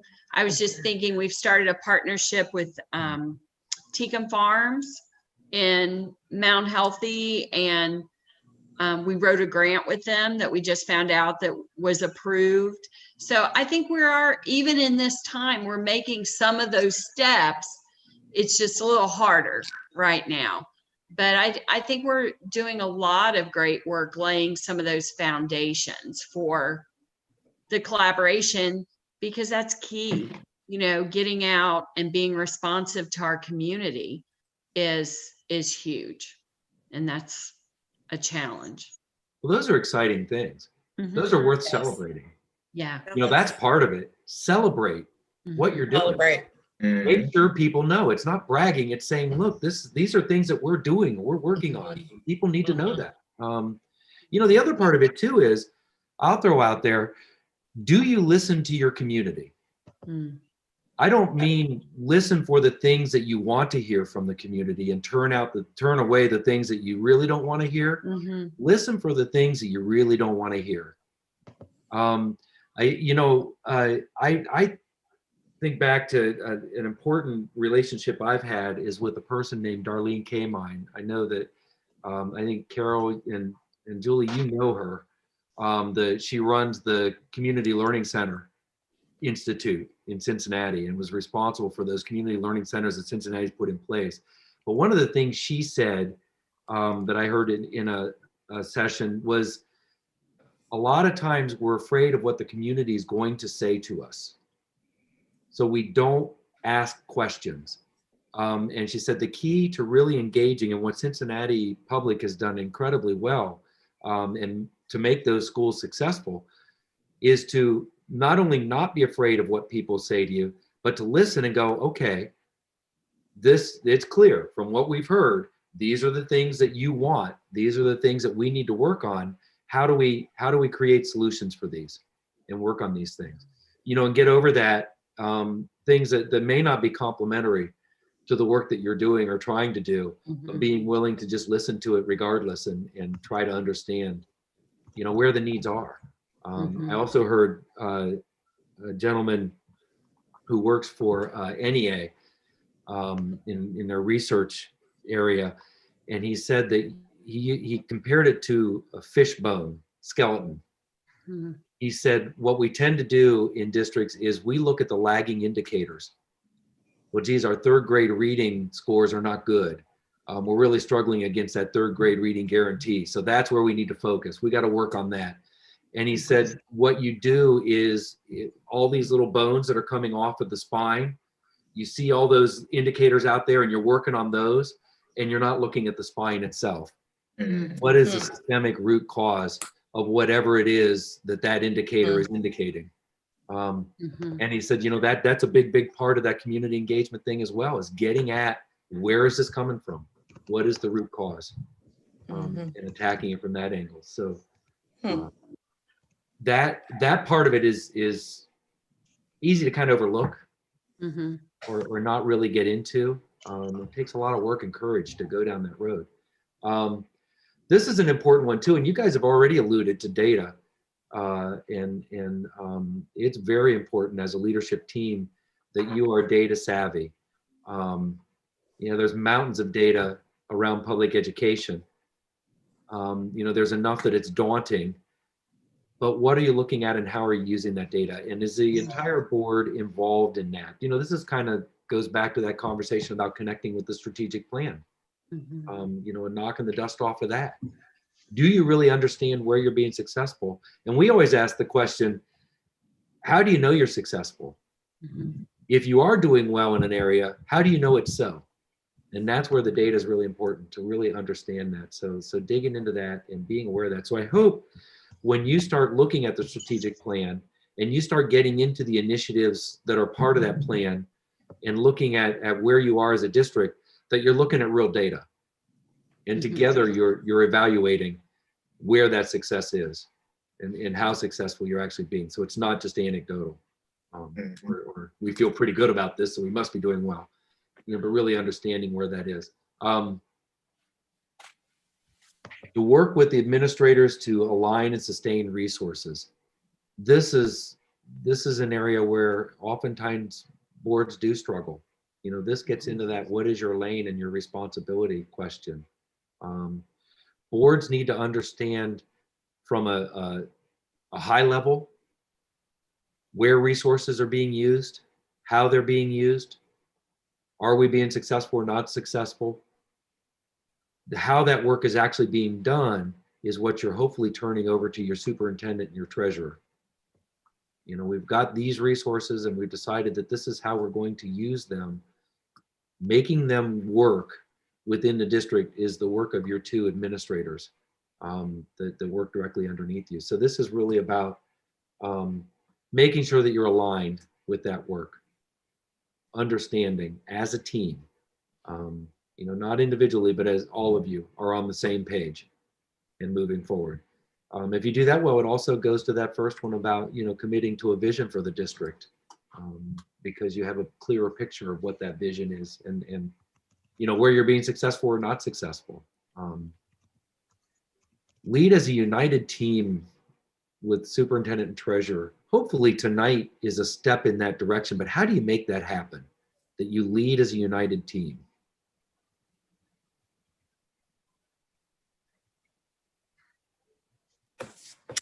Well, I'm going to speak up here and say that I'm very excited that because of other issues that we've discussed already, there was difficulty in the past, but I think we're in a new era now, and I feel very good about where we're headed as a united team.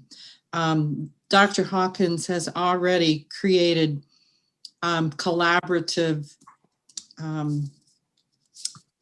relationships with all of the administrators, some of the people under the administrators, and not just once every quarter, but like once a week or once every other week. And I'm very excited about that. And I think that's going to extend to the board members as well. I think it's going to be nothing but positive for all of us. Good.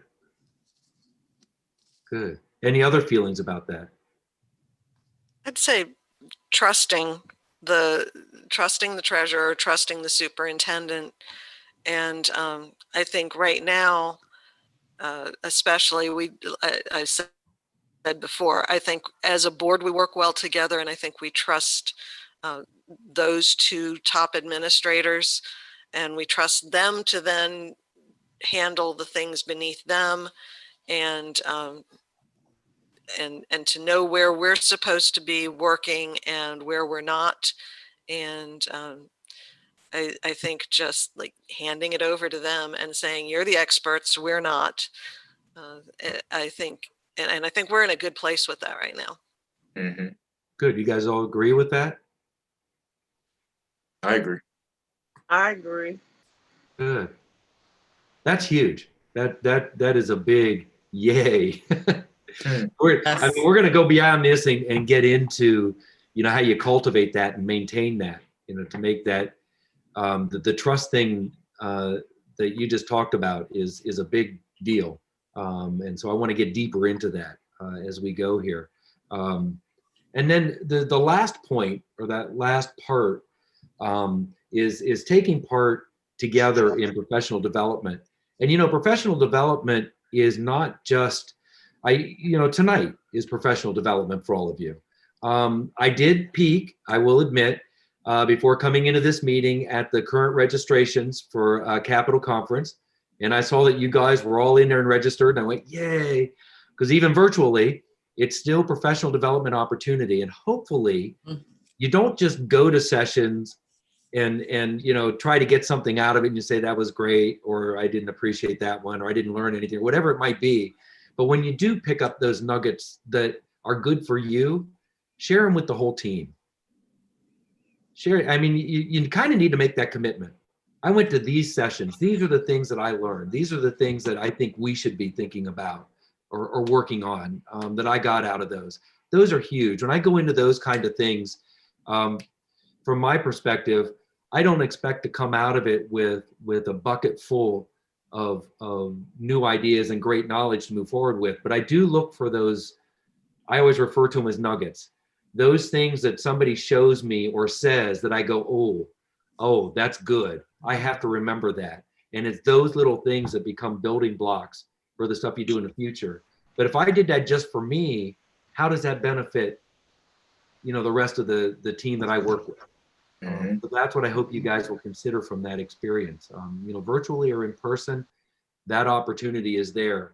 And so anytime you do that, the other thing I'll throw out there is another way to think about those work sessions we talked about. That's also in a way professional development for all of you. You have to do the regular meetings. You have those items on your agenda for those meetings that you have to vote on.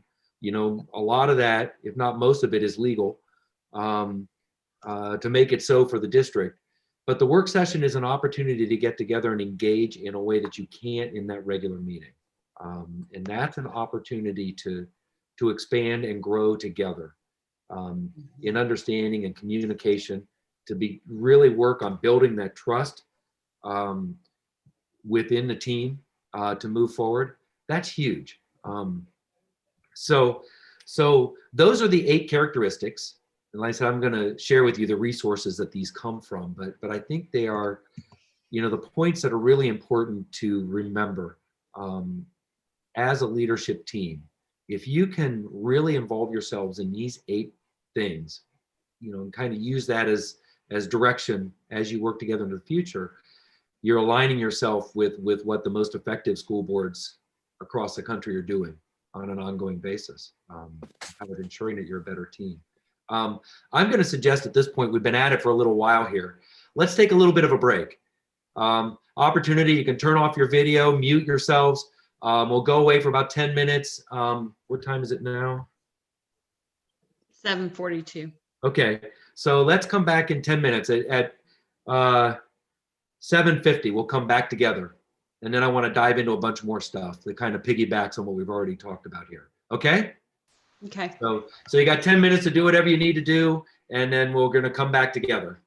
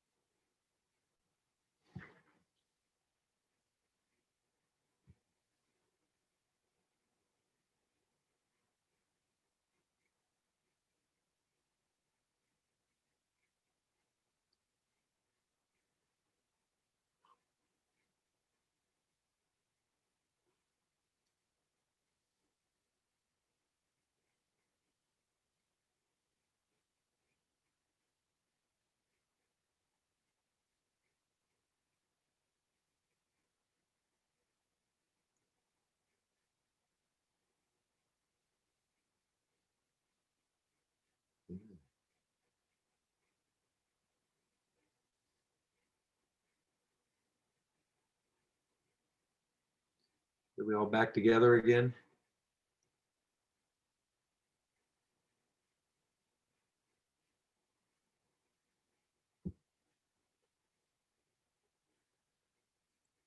Kenny, you with us?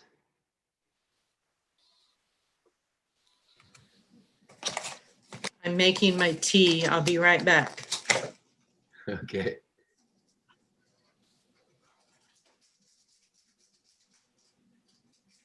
Is Bold and Bryant, are you there?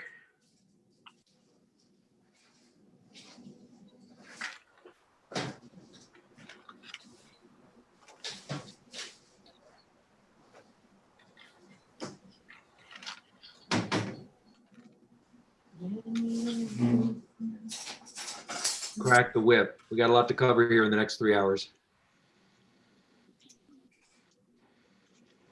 You may be here by yourself. I was waiting for somebody to respond.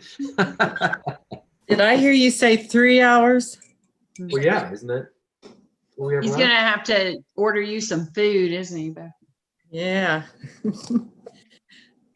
Yeah, because I haven't eaten dinner yet. Oh my goodness. Oh, Hope you mercy. have a chance to munch on something. I'll just point out, he's 100 miles away. He can't make us do anything. Okay, fine. Well, I was just told today by someone not to snore. I hope, but that would hurt my feelings. No, it's been great. Good. Now we get to get into some heavy stuff here. Okay, are we all back together? Can restart? Are you there, Emmett and Kim? I'm here. Okay. Good? I don't see Emmett yet. Yeah, I don't either. Hope you'll be back soon. He will. Okay. So I want to move on to kind of the next chunk of stuff. I think one of the most important things we can get into is team communication, because that's really kind of what it all boils down to if you're going to do your work together. This is, if you're a veteran board member, I bet you've seen this graphic before that's on the screen right now. It's one that comes from NSBA, but I do like the idea of the triangle of leadership. And the idea that if you're going to be effective as a leadership team, you need to surround all those people that you're working with and for. You know, you're obviously students, teachers, staff, community, and you need to stay connected. How do you make sure that this is a strong triangle, that all sides are connected? Because the danger that we see is, oops, that's the next part. The danger that we see is, if the superintendent and treasurer side start to split apart, and we certainly have seen that situation in enough districts where, forget about the board, the superintendent and treasurer can't communicate with each other or get along with each other. That's one situation where the two of them had set up offices in two separate buildings because they didn't even want to be in the same building together. And I thought, well, okay, there's kind of an issue for the board. But then we also probably more often see the situation where that bottom line starts to break apart into separate pieces. And that's when it gets really dicey. That's when you get into the situation that I was commenting on earlier, where you could literally tear into your community and do irreparable harm to your community if you guys can't stay connected as a complete line together with that superintendent and treasurer. So, this is where we talk about lanes as well. What keeps that triangle strong? Well, the Board of Education has to be responsible for big picture. And we hear that all the time. What does that mean? Well, it means that you're focused on the end results. Are we being successful? Are we using our resources the way we're supposed to be using them? Are we staying true to the strategic plan? Do we know what the plan is and how effective we're being with that plan? You know, those are hugely important questions. And I think questions are the key to making sure that this triangle is strong. Ask questions, governance level questions. You know, and again, it's not questions that get into the nitty gritty or into the daily work, but there are questions that keep you informed about what's happening from a governance level in the district. And that allows your superintendent treasurer then to focus on the means. How are we going to accomplish this? Where do resources need to be used? Where do we have needs, you know, in terms of staff or money or, you know, facilities? All of those things fall under that, putting the plan to work and working toward the vision. So for the Board of Education, I think probably the biggest thing you can do is to be continually asked questions, not to be a hindrance or a burden for your superintendent and treasurer, but to really understand from the governance level, the big picture level, what's happening in the district. And that really comes down very simply to, you know, where are we being successful and where aren't we being successful? So that's one aspect.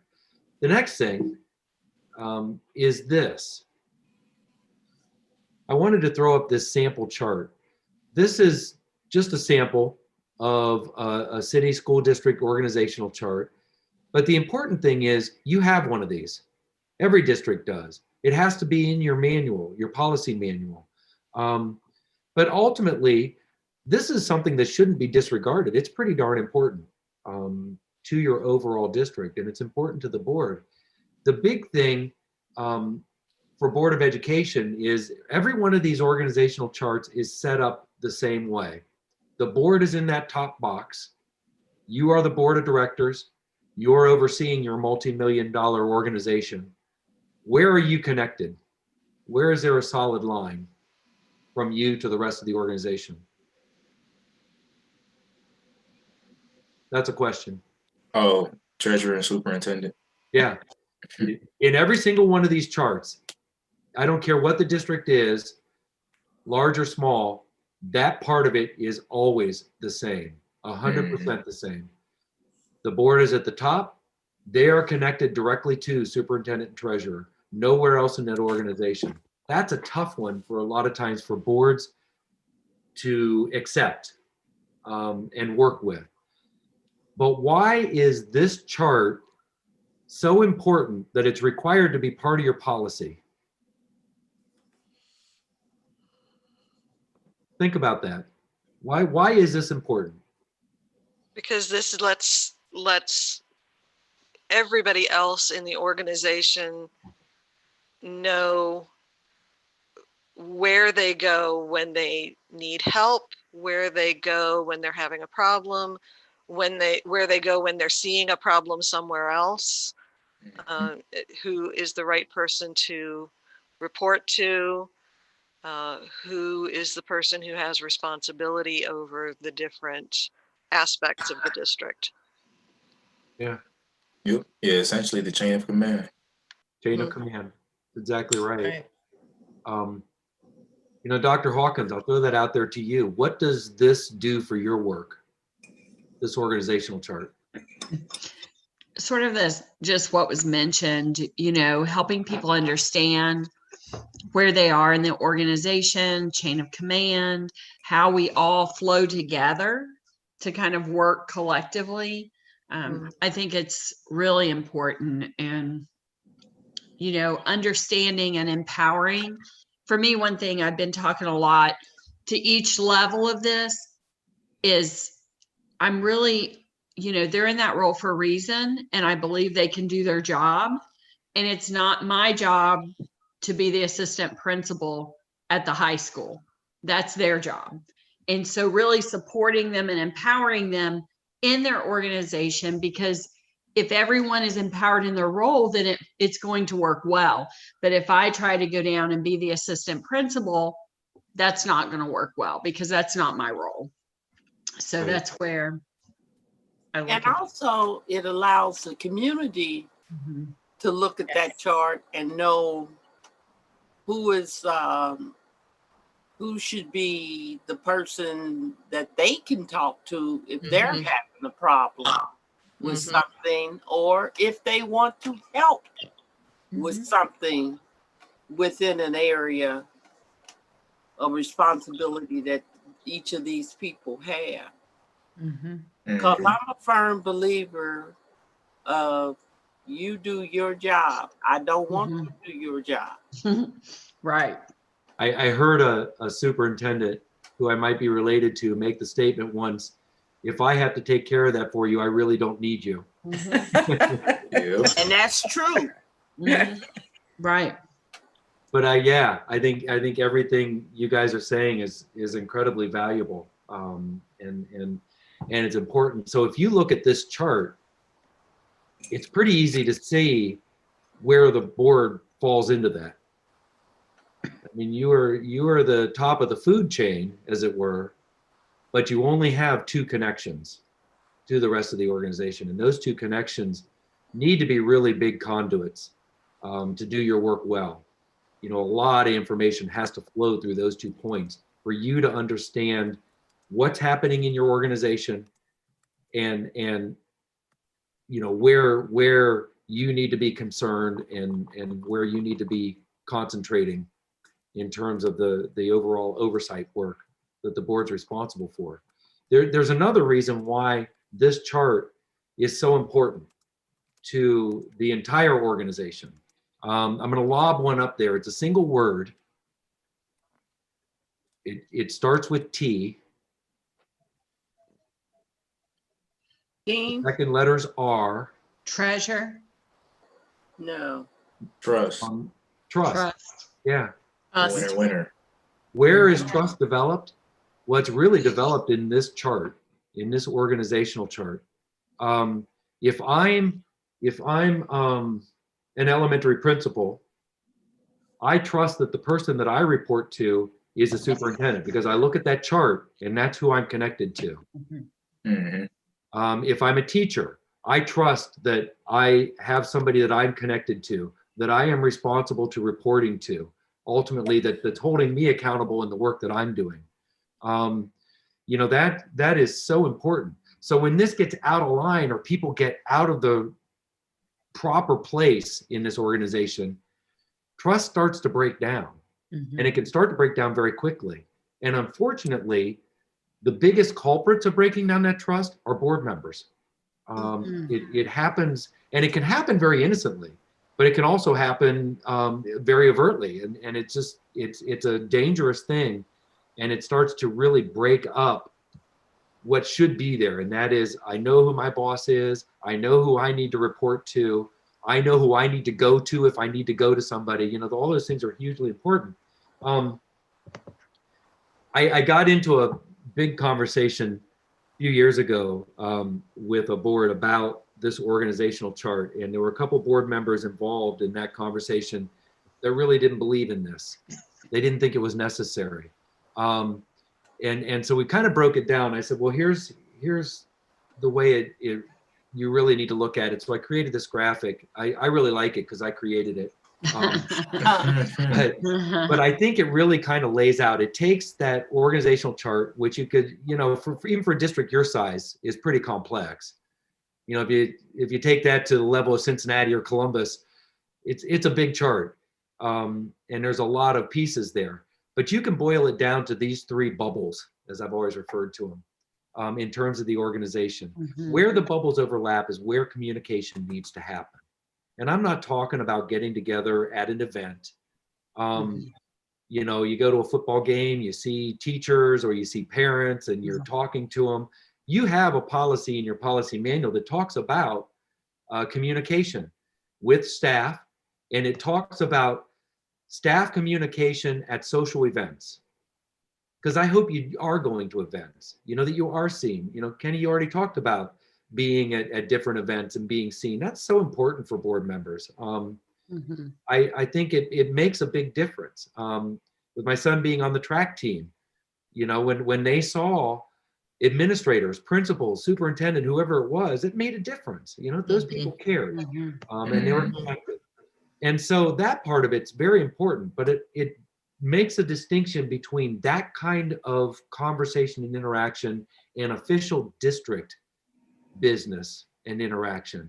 Official district business interaction needs to fall within these 4 bubbles so that it flows down through the organization, from the board, through the superintendent and treasurer, to the next level, next level, next level.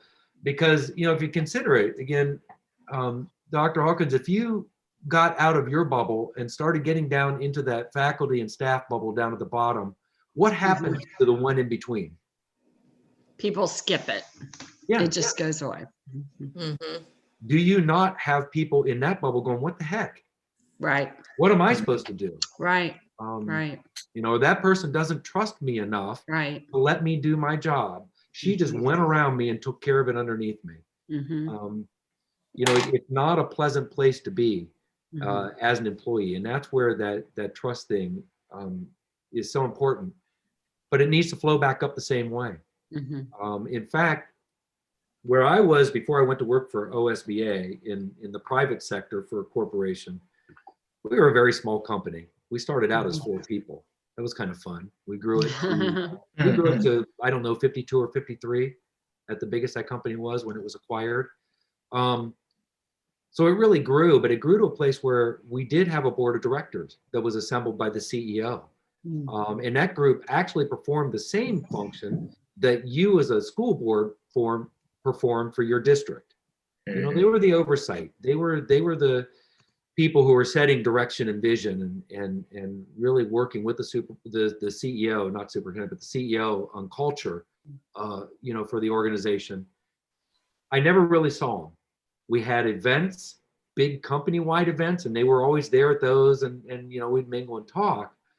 I went into board meetings to present a couple times at request of the CEO, but other than that, there wasn't communication there.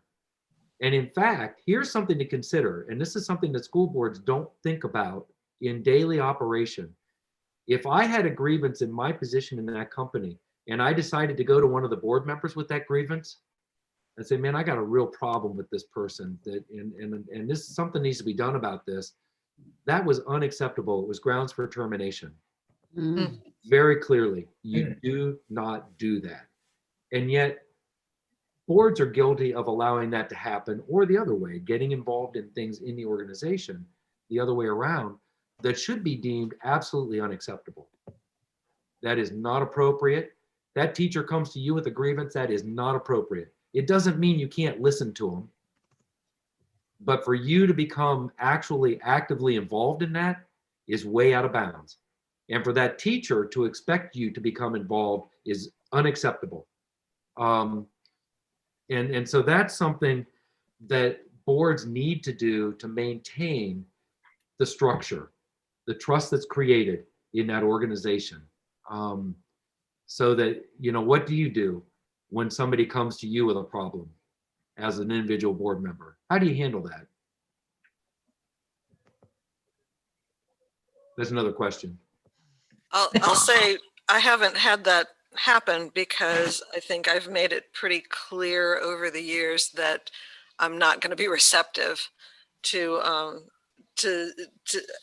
which is, like you said, if somebody really has a concern and they just want to unload about it or something like that, that's different. But I think I've made it pretty clear in my time on the board that anyone who wants to come to me to solve a problem for them, I'm going to redirect them. And I'll point out, and maybe Steve, I might be stepping on one of your future slides, but I appreciate the fact that you have Board of Education, not Board of Education members. I've had people make comments like, you know, oh, well, here's my boss. And I say, I'm not anybody's boss. I am nobody's boss. I never wanted to be anybody's boss. We, as a board, I am 1/5 of a body that that is the boss of 2 people, and then those people have oversight over a lot of other people. But I don't see myself as anyone's boss, and you know, I think that's another thing boards need to keep in mind, is that we are a unit of 5. None of us is anything on our own in this particular organization. Well, great. You just stole all my thunder. I'm sorry. No, but that's Well, absolutely you true. know what? I have been approached, and I always say, did you talk to your supervisor? And I asked them if that person, then they say, well, yeah, I did, but they didn't do nothing. I said, well, did you go to their supervisor? Well, no. Well, I said, there is a chain of command that you need to follow in order to resolve your problem. And once you have reached the top and you have no satisfaction, that's when you request something from the 5 of us, not just one of us, but all 5 of us have to be considered when you come to give us your problem or whatever it is they want to come to us about. It has to be all 5 of us. It can't be no one individual board member, because I don't think that's our job, you know. Well, And- and revised code says it's not your job. That's one of the areas that's very clear. As an individual board member, you don't have the authority to make those kind of decisions. So, I will say I haven't been approached by employees. Sometimes we are approached. I'll get an email from somebody, you know, especially like as when I'm serving as president, I'll get an email from somebody in the community who's unhappy about something, and you know, they're not expected to know the chain of command necessarily. And there, I think it's our place. Usually, I'll say, I'm forwarding this to, you know, the appropriate person. I'm copying the superintendent so she knows about it. These are the people who can help you. yeah. You Yeah. know, and you know, like I said, they shouldn't be expected to know that, but I think it's our job to gently redirect them to where the appropriate people are to help them with whatever issue they're having.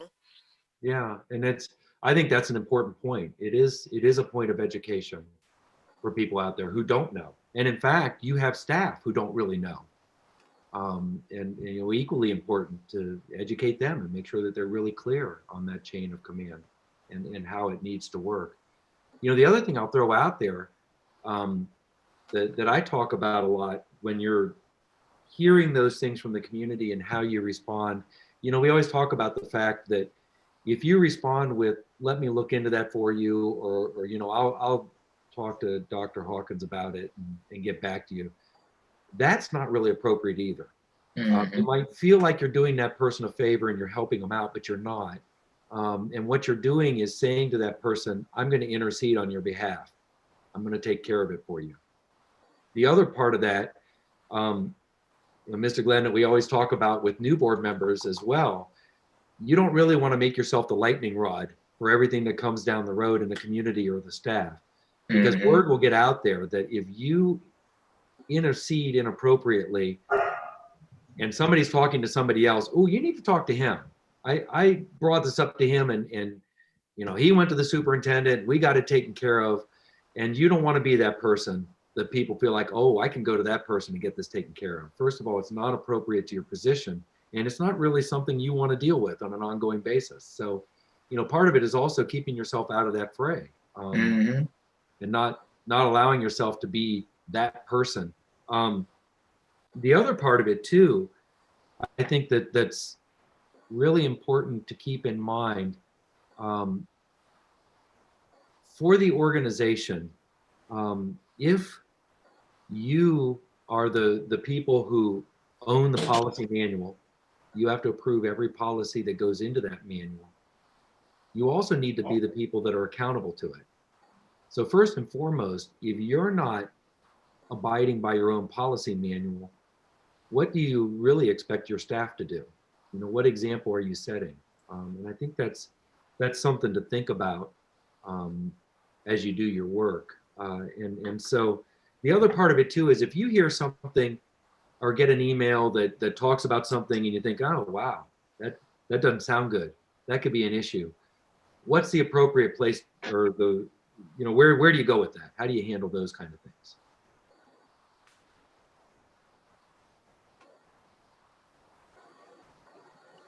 Could you repeat the question? You hear something, or you read something in an email or something that's sent to you, and you look at that and you think, oh, this is a concern. I'm concerned about this. What would be the appropriate way to handle that?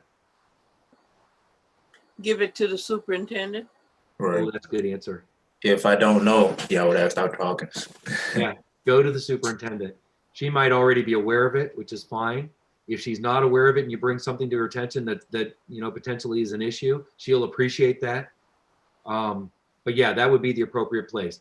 Remember, you're connected to the superintendent in that chart. That's your line of communication.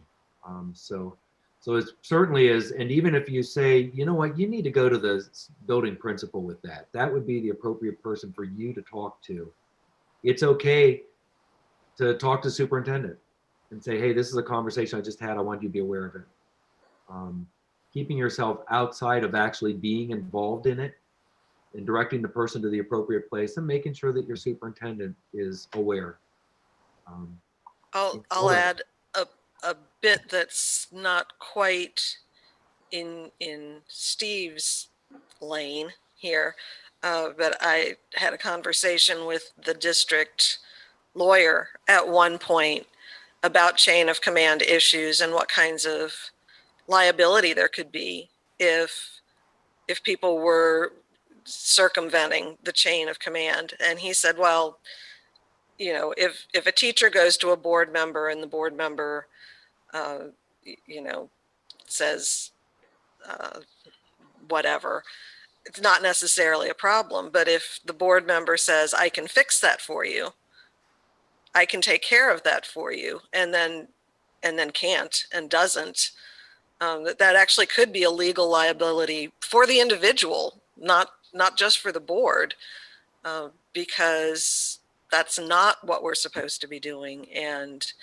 if somebody feels like they were given a promise of something that a board member can't follow through on, that could actually be a really big legal issue. So aside from the fact that you have to have that chain of command to have any kind of efficiency in the organization, any kind of order, there are also legal issues for the district, for the board, for individuals in ignoring that, because it is the policy and it is what we're supposed to be doing. And when you just throw it out the window and do something else, that's beyond a problem. That can be a legal problem, which is a whole different level. Yeah, those are really good points to keep in mind. The other thing that I was going to bring up that and this is really tough, just from an individual personal standpoint, it's tough. Somebody talks to you about something, you might agree with them 100%. As a sitting board member, I would never encourage you or think that it's a good idea that you agree with that person in that conversation. It's one thing to listen to them and accept what they're telling you, thank you for sharing. It's another thing to say, yeah, I agree with you, because it could come back to this becomes a board decision. And if the will of the board is to make a decision that's contrary to what you just told that person you agree with, you're putting yourself in a kind of a difficult situation with whether it's staff or community. It's an uncomfortable situation. So I always advise even against that.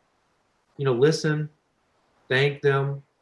You know, you do appreciate the input. You are listening, but you're not offering your opinion at that point. You're not sharing your thoughts in that regard. If it's a decision that's already made, it's one thing to talk about how, okay, well, this is what we considered and this is how we made that decision and why we made that decision. That's a different situation. But there are times when you have to be really careful about that, because that could come back to bite you in a big way down the road as an entire board. So let's skip over this next part. Let's talk about, I mean, that, like I said, is kind of fundamental to developing trust in the organization. But what about trust among the leadership team? how do you do the work that you were elected to do ultimately as a governance team? And I always refer to as leadership team, because that's ultimately what you need to be. You can't really do what you need to do without trust, without a good level of trust. It was back in March after we were locked down. So I went to a virtual thing that was supposed to be in person. What just happened? Hang on a minute. I hit something. There we go. We back? Okay. Yep. So they made a statement that really stuck with me. They said that they talked about 4 levels of trust, but they said at the basic level, you have to be in a situation where you know that nobody else you are working with means you harm. And we're not talking about physical harm. This is social and emotional harm. This is professional harm. This is, I said something you vehemently disagree with, so you went to Facebook and Twitter and you talked about what an idiot I was because of the things I said. That's harm. This is something we talked about in confidence, whether it's executive session or just one-on-one. You know, I shared something with you that needed to be confidential, and I know that it got out there to other people. That's harm. You know, there are so many places where you can easily harm the people that you need to be working with and building trust with. And their point was, if that's happening, you aren't even at the first level. There is no chance of trust between you as a leadership team if you don't get to that level. And then he said, if you take that up the ladder, the highest level is kind of a I got your back situation. I not only disagree with you, but I understand where you're coming from, and I understand why you feel like you do. So when that person out in the public says, man, that Carol, I can't believe what she said. There is something wrong with her. I could easily say, no, this is where Carol's coming from. This is what Carol thinks and what she believes. So you're literally defending each other in public. Doesn't mean you don't disagree with them. That's actually healthy. I heard somebody once say that a board of education that always agrees with each other is pretty useless. You know, that disagreement and those different perspectives are important, but can you understand where your fellow board member's coming from? And are you willing to, out in the public, when somebody brings something up, to actually defend that person in their position, you know, whether or not you're on that side or not? You know, that's a big step. So being at that first level is hopefully, you know, from what you talked about tonight, where you feel like you're in that place where you feel like you can have the kind of conversations you need to have, you can do the work you need to do together, and you can trust that that's solid. You know, your work is staying within the team, and nobody's out there trying to hurt you in public, you know, harm you in some way. But how do you get from there up to that top level?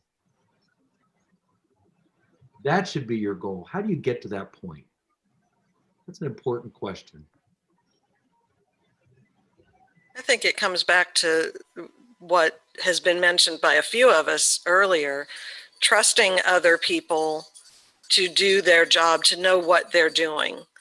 You know, that we have to trust that we made the right choice in choosing Dr. Hawkins, and that she knows how to do her job. And we know that she's never been a superintendent before, so we trust that she will reach out to the right people when she has a question, that she will reach out to mentors and other superintendents.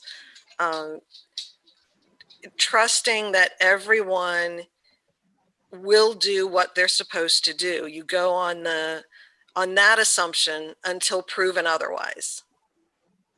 You know, I trust that everybody in that chain of command is doing what they're supposed to do and knows what their job is, and they're doing it correctly, until I have solid evidence to the contrary, which hopefully doesn't happen.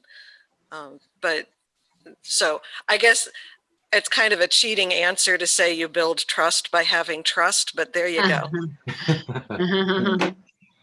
Well, I always say that if you stay in the chain of command, and you're consistent with that, if there are breakdowns in that, they become painfully obvious.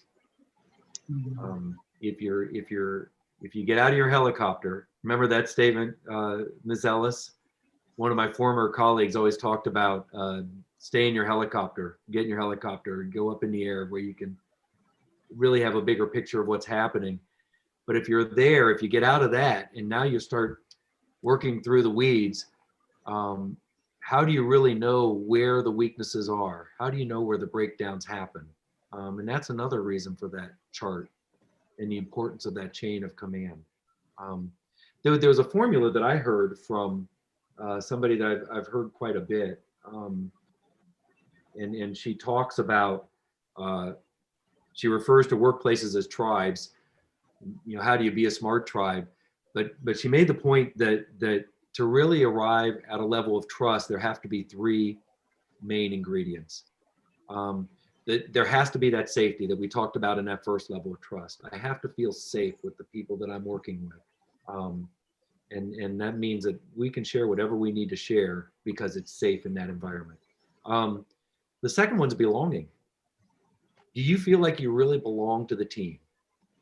That you are there for a reason, and that reason matters. That what you contribute to the team matters. It makes a difference. If I'm not there, the team is not as strong. You know, that those three things put together equals trust. You know, for that thought. I think those three things are hugely important. So you never want to be at a place where somebody doesn't feel like they belong. And communication has everything to do that. Is everybody included in the communication? Are we sharing the same information with everybody? Are we making decisions when we're together and discussing? Or are decisions made between 2 or 3 people that are talking on the side and said, I think we should do it this way. And then it gets on the agenda and it's presented to the board for a vote. You know, those things start to break down trust because it becomes apparent that I don't need to be here.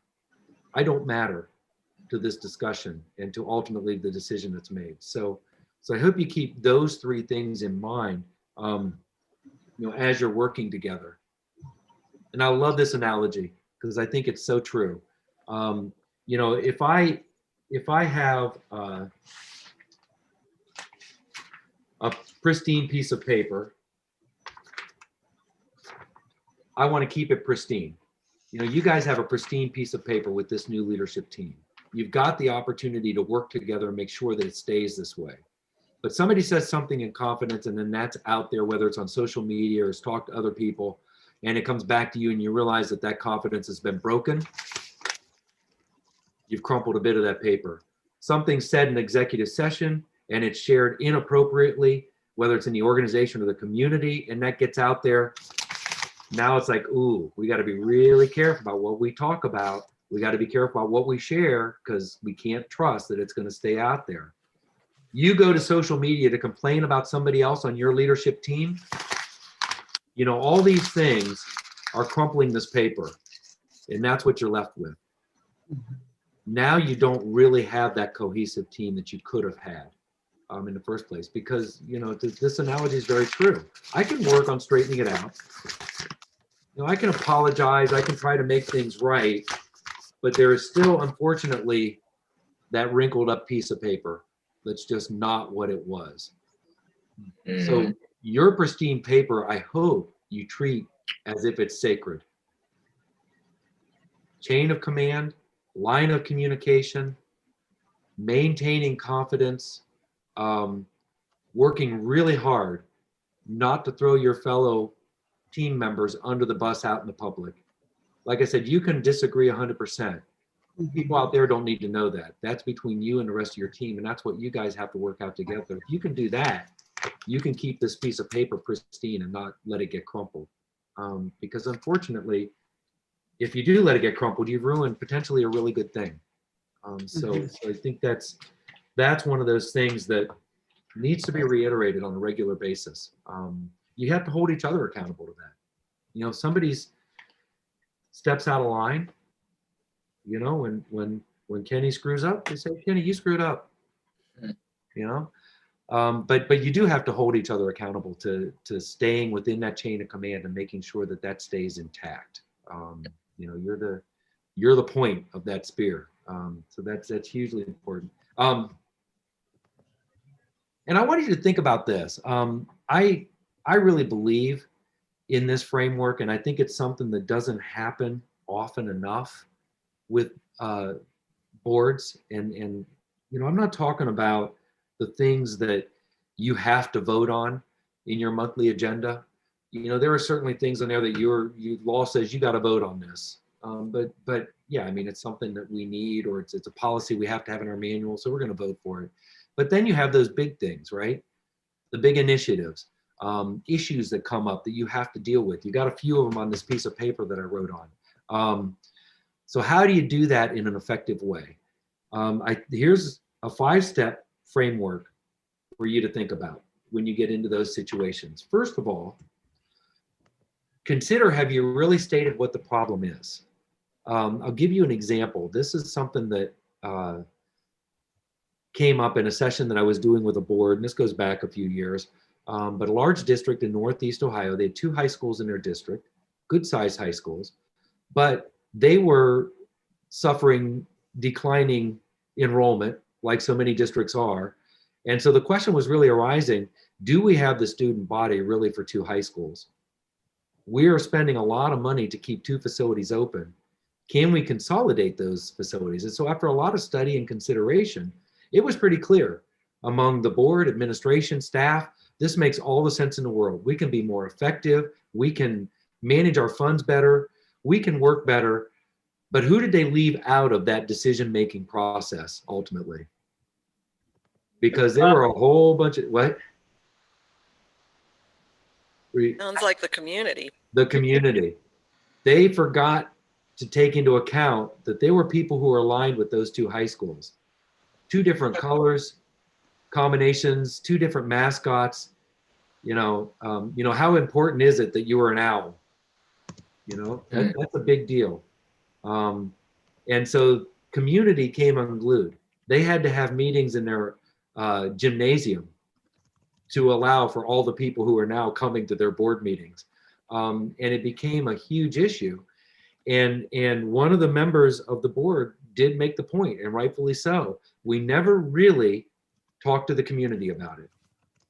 I mean, we might have thought we did. It might have been out there on Facebook. You know, it was in our agendas. It was on the website, in the minutes, those kinds of things. But it takes a whole lot more than that to really state the problem and to make sure that it's clear to everybody that it's going to affect, that your decision is going to affect. So that's step number 1. And that takes a lot more time and a lot more effort than most people realize typically. So make sure that you're really clear about what it is we need to fix, or what it is we need to make a decision about here. The second part of that is, do you really know what the important considerations need to be among each member of your board? We might make assumptions. I might think I know how you feel about something, but how do I really know on a given subject unless I ask and give each person an opportunity to share? So another part of it that gets overlooked and is not done very often is, before you even consider a solution, why don't you listen to each member of the board? Find out what's most important. We all have non-negotiable values. There are things that are intrinsic to us that we can't separate ourselves from. I remember back in the day, I was pretty darn passionate about the gifted program that my son was involved in. I was pretty darn passionate about the music program that my kids were in, athletics, all of those things I saw as crucially important. And if you were going to start eating into those, I had a real issue. And, you know, that was me personally. There are probably other people out there who didn't care. You know, that's not important. So you have to understand what the perspective is for each member of the board. So part 2 of this is, make sure you go around the table. Let people put their things on the table. It's important to get those down and to understand, because then that becomes a criteria for what is our solution going to be. So for Dr. Hawkins and her team moving forward, if there's something you need to create solutions for, you now have marching orders or criteria to work with. How can we consider these things in the solution? You know, to some degree. Probably not everything, but at least you take them into consideration. And that goes back to my earlier thing about, do you belong and do you matter? here is this solution. I had nothing to do with it. I don't even agree with it. And you want me to vote for it. How do you do that? Fundamentally, that's a pretty tough thing to do. And then let's take that a step farther. We always say, once the board makes a decision, it's now the work of the board to go out and support that decision. But what if I had nothing to do with the decision in the first place and I didn't agree with it? I voted no. And now you want me to go out there and support it? When somebody's hammering on me about what a dumb decision it was and I agree with them, I'm still supposed to support it? That's a pretty tall order. That's tough for anybody to do. So if you allow yourselves to listen to each other first and take that into consideration, it allows everybody to be involved in a possible solution. So then you get to that, well, how can we do this? How can we make this happen? And it also leads then to the next one, which is the opportunity to brainstorm. Rather than fighting over what the best solution is and who has the best solution, what if you got together and brainstorm ideas that could involve all the things that you've heard and understand and see as needs in that decision? Does this make sense? What it really means is you can't make quick decisions. If it's a big deal, I know there are things that come up that you got to make a decision on right now. Hopefully those are the exception. But when it comes down to making those big decisions, time on the front end is much better than ruining a decision on the back end once it's already made. And it allows you to get to a place where then you can choose what the solution is going to be the best solution.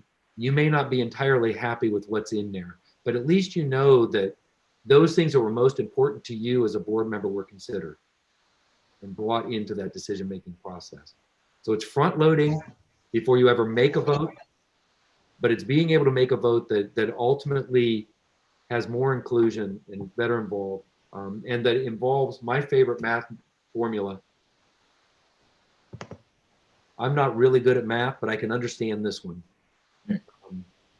I heard it earlier. I'm just 1/5 of a 5-member board, and that's true for everybody on the board. You're 1/5 of that equation, but you need to be 1/5 of that equation ultimately to be whole. So, does this framework make sense?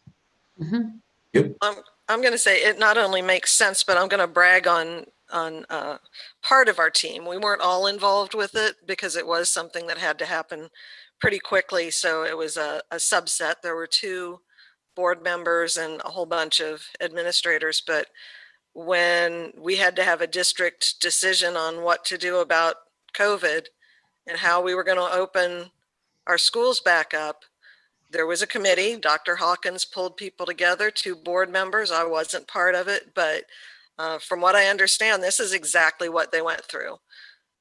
Everybody got to say what sounded good and what sounded like a problem in every scenario that they presented. And in the end, they came up with what I think was a really good plan. So I'll say, and I'm not bragging on myself here because I had nothing to do with it, but the ones who were involved in that did a great job doing exactly this process that you're talking about. Good. Make that part of your operating procedure. I had a board member call me probably a couple months ago, but she was troubled by the fact that, when it came down to the question about masks, because they had a very much divided board and community on the subject. And the board president went around the table, asked each member, what do you think? What's most important to you in this decision? And she was uncomfortable with that. And she asked me, she said, was that appropriate? And I said, not only do I think it was appropriate, I think it's the way you should handle those kinds of decisions, the big decisions that you have to make. And the question was, oh, why do you think that? So I went through this whole conversation with her. And at the end, she said, okay, I understand, I get it. But it's the kind of practice that doesn't get done enough.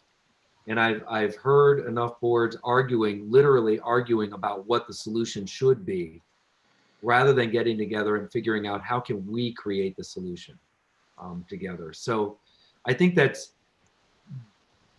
is something that's important for team communication. And I wanted to throw something out there too, just some questions for you to consider here. First of all, at this point, and I know it's still very new, with Dr. Hawkins and you really as a board team. But at this point, how are you approaching communication across the entire team?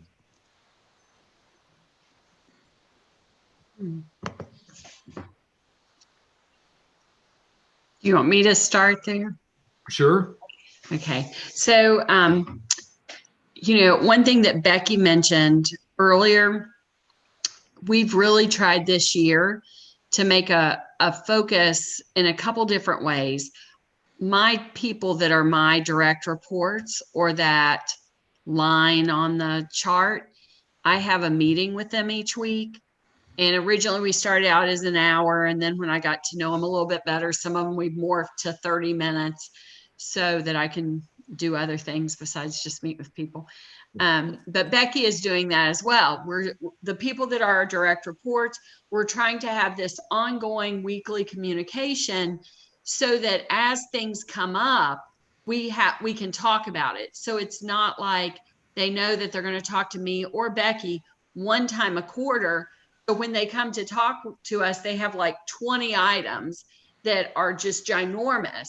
And I found that has really helped, I think, both of us as we have been going along. Because sometimes in these meetings, when people come to meet with me on this way, they direct the agenda. I might have a few notes that I have for them, but they've come with their list of things they want to talk about. And then, they'll be like, okay, that's all, I have. Then we have been trying to take those groups and make it go out. So like this week we had actually Monday, a cabinet meeting, and everyone who's in the cabinet was together and they each were able to go around, and I encouraged them to put their things in the agenda and talk about data. And this will be a document that we can refer back to see how we've grown. And then they're charged with taking that information and the next line down, they need to be having these same kind of meetings, the same kind of communication. We also had our principals meetings, and normally I just deal with the head principals, but once a month we have the collective meeting where all the principals are present. So we have been really trying to take the time to, in our buildings, communicate. And then I've been trying to encourage my department leaders to twice a month fill out information that I then share with the board. So twice a month, they'll get an update from all of our departments, the cabinet areas, so that they know that the good work they're doing is being shared with the board. So we're trying to put systems in place of very specific, deliberate communication so that I think we can just build that foundation to function. Becky, do you want to add to that, or? You said it perfectly. I don't know about that. But. Well, okay. So, but it's been terrific having that group and one-on-ones and, the small groups, the medium groups. It's really worked well. And I'm real excited about the communication that we have going on at this point. Great. Come on. There we go. Do you feel like it's inclusive? Board members, do you feel like communication is inclusive of the entire board team?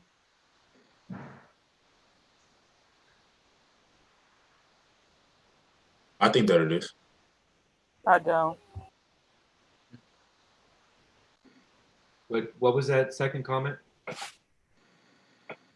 Kim says she doesn't. Oh, you don't? Okay. Elaborate, Kim. I don't know what to say. I just don't think it is. Okay.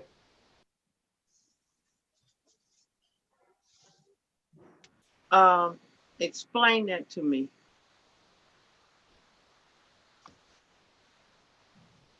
Are you talking about, is your communication inclusive of the entire team? Is that what you're speaking to? Is everybody included in the information that's sent out or the information that's shared to the board? You know, do you all feel like you're getting? Are you talking about what we get from Dr. Hawkins, or are you talking about something Julie sends us? Well, I mean, Because I do, huh? primarily from Dr. Hawkins, yeah. Well, when it's sent on my right email, I get it and I read it.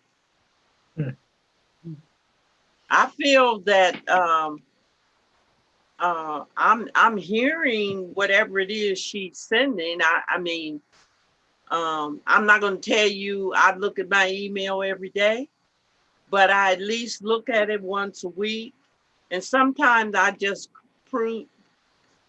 go through it to see if it's anything from her or Julie, you know, or any other member on the board. But I don't know what else you could do short of coming over here and knocking on my door and telling me. But basically, I get the information. I may not comment on it, but I do get it. Mm-hmm. I think the updates from the different departments, that's something, I mean, I've been on the board 7 years. This is my 3rd superintendent, and that's not something I've seen before. You know, we might hear bits and pieces. We might be told some of what's going on, but that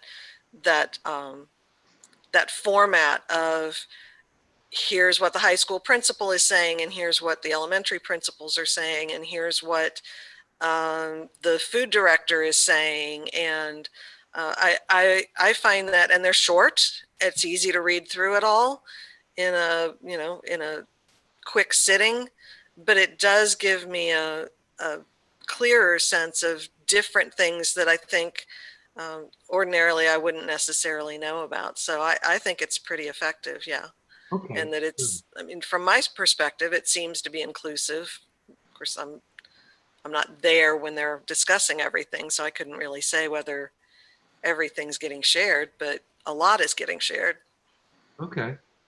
Well, that's 4 out of 5, so that's the majority. But Well, I would love to dig a little bit deeper into what Kim is talking about, because we always have room for improvement.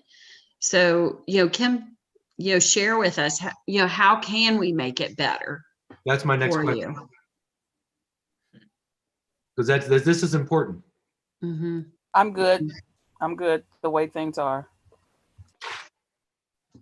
Well, that's not consistent with what you just said earlier. And I don't mean to put you on the spot, but you made that comment, and that's fair. If you feel that way, then please share that, because this team doesn't get better or work at the best it can be unless those things are shared. And so, an opportunity, what would help you in that area to feel more included in the information chain? If I could jump in, I've gotten to know Kim reasonably well over quite a few years now. She's shy would be the right word. I don't know. So maybe putting her on the spot right now isn't real conducive to solving this. And maybe this would be a conversation that she should have with Dr. Hawkins. They could get together, they could sit down and talk about it, because I know when I hear her say, no, I'm good, that means I really, really, really don't want to be put on the spot and have to explain it. Kim, am I speaking for you too much? No, you're fine. I just know that I have gone to several meetings since I've come on this term, and there's been things on there that I had no idea that we were even considering. But other members of the board were aware of them. So I don't know how you would change that. So, like I said, 4 people said that they're okay with it, and that's a majority. So I don't see it. I think Kim brings up a great point that, I would like, I'm a new superintendent, to grow in Like for instance, when we have our consent agenda meeting, Dr. Turner, Julie, and Carol will be at that meeting, and we go through everything that's coming up on the board agenda. But the other 3 members are not part of that meeting. And so that is a time where we're going through everything that's going to be on the agenda. What are some best practices, Mr. Horton, that you have seen that, you know, can help share that information? So for instance, Mr. Glenn, Ms. Bryant, and Mr. Kilgore, when then they're at the meeting on Monday, they don't feel like they've been left out. Am I making sense? Yeah, you are. And I bring this up because it can be an issue, and we don't want it to be. When I think the agenda meetings are important, just to get together, and that, you know, typically as board president, vice president, and treasurer, you get a chance to look at the draft agenda and talk through it. I think there needs to be a means by which individual board members can ask for information or ask for something to be on the agenda. I know that that's oftentimes an issue, and that's a good place for that to happen. So there needs to be a line of communication that allows individual board members to, you know, whether you go through board president or whether you go directly to superintendent, to request that things are on the agenda. That's one thing. The second thing is, I think you need to consider potentially timing of when does the agenda meeting happen? When do board members see the agenda or even a draft agenda? And when does the actual meeting happen? Is there enough time?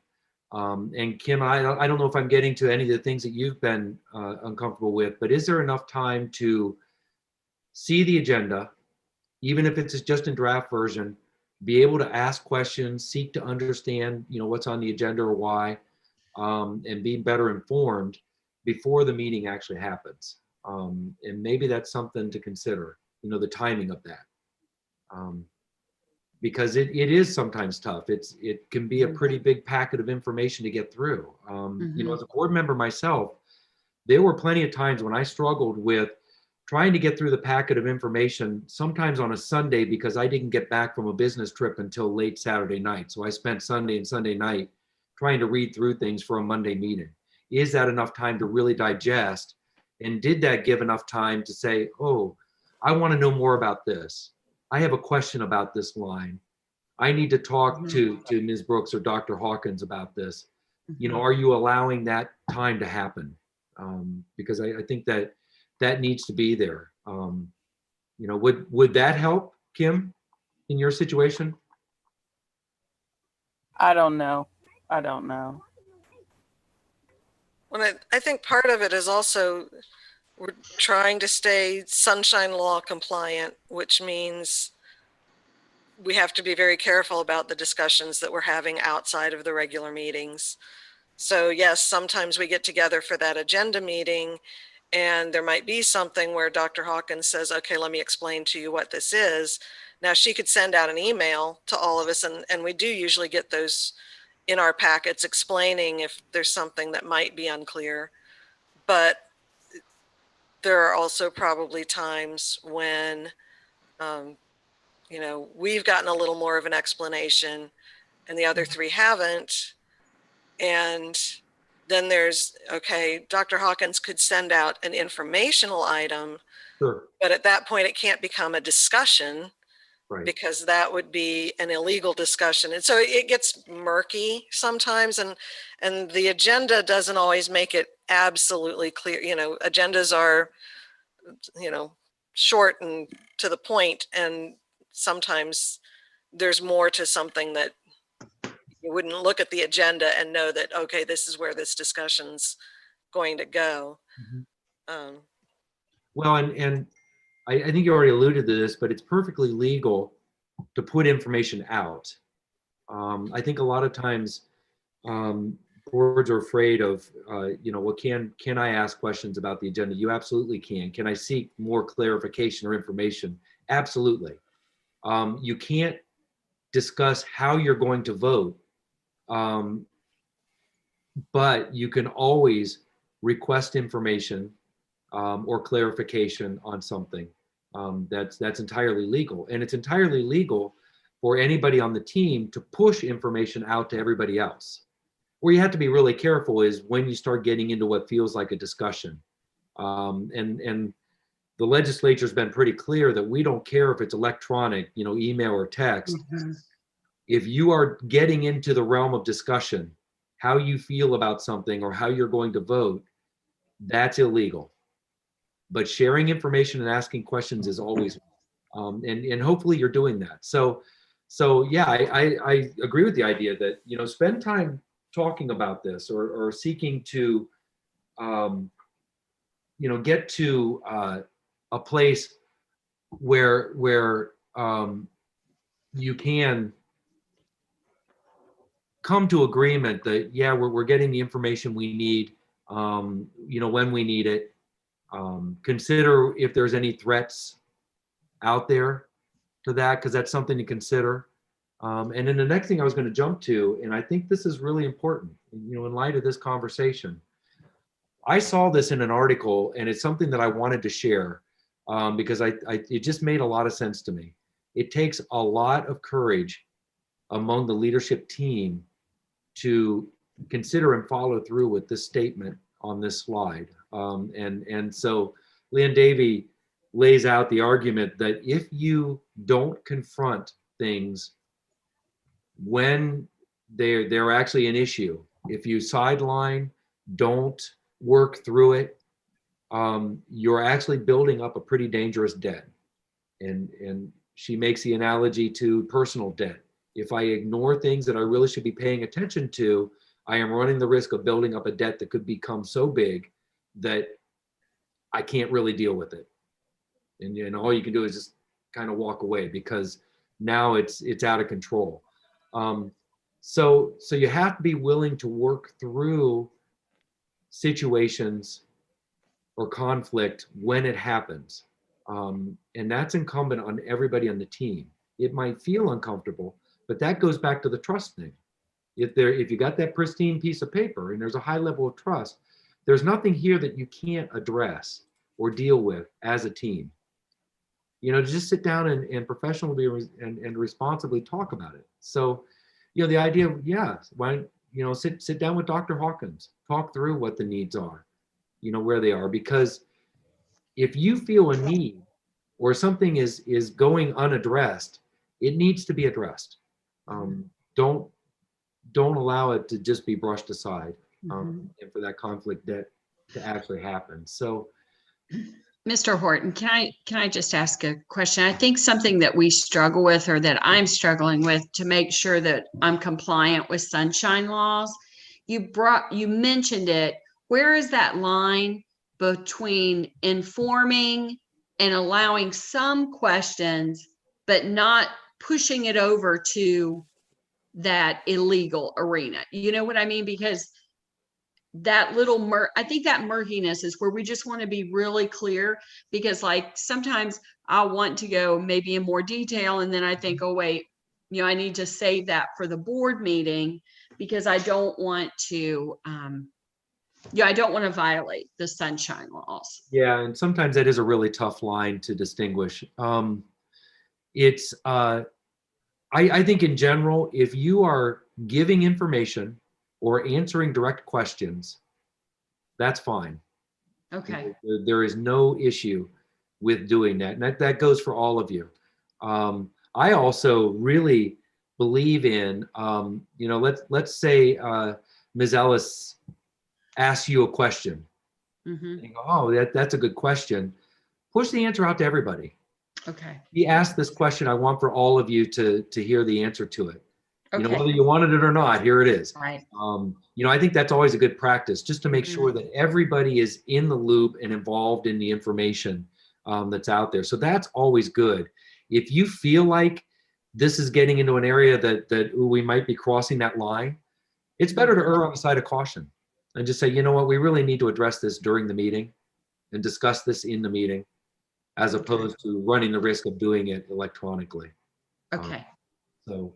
I don't know if that helps, but again, answering questions, sending out information, no problem. Okay, great. Steve, Yeah.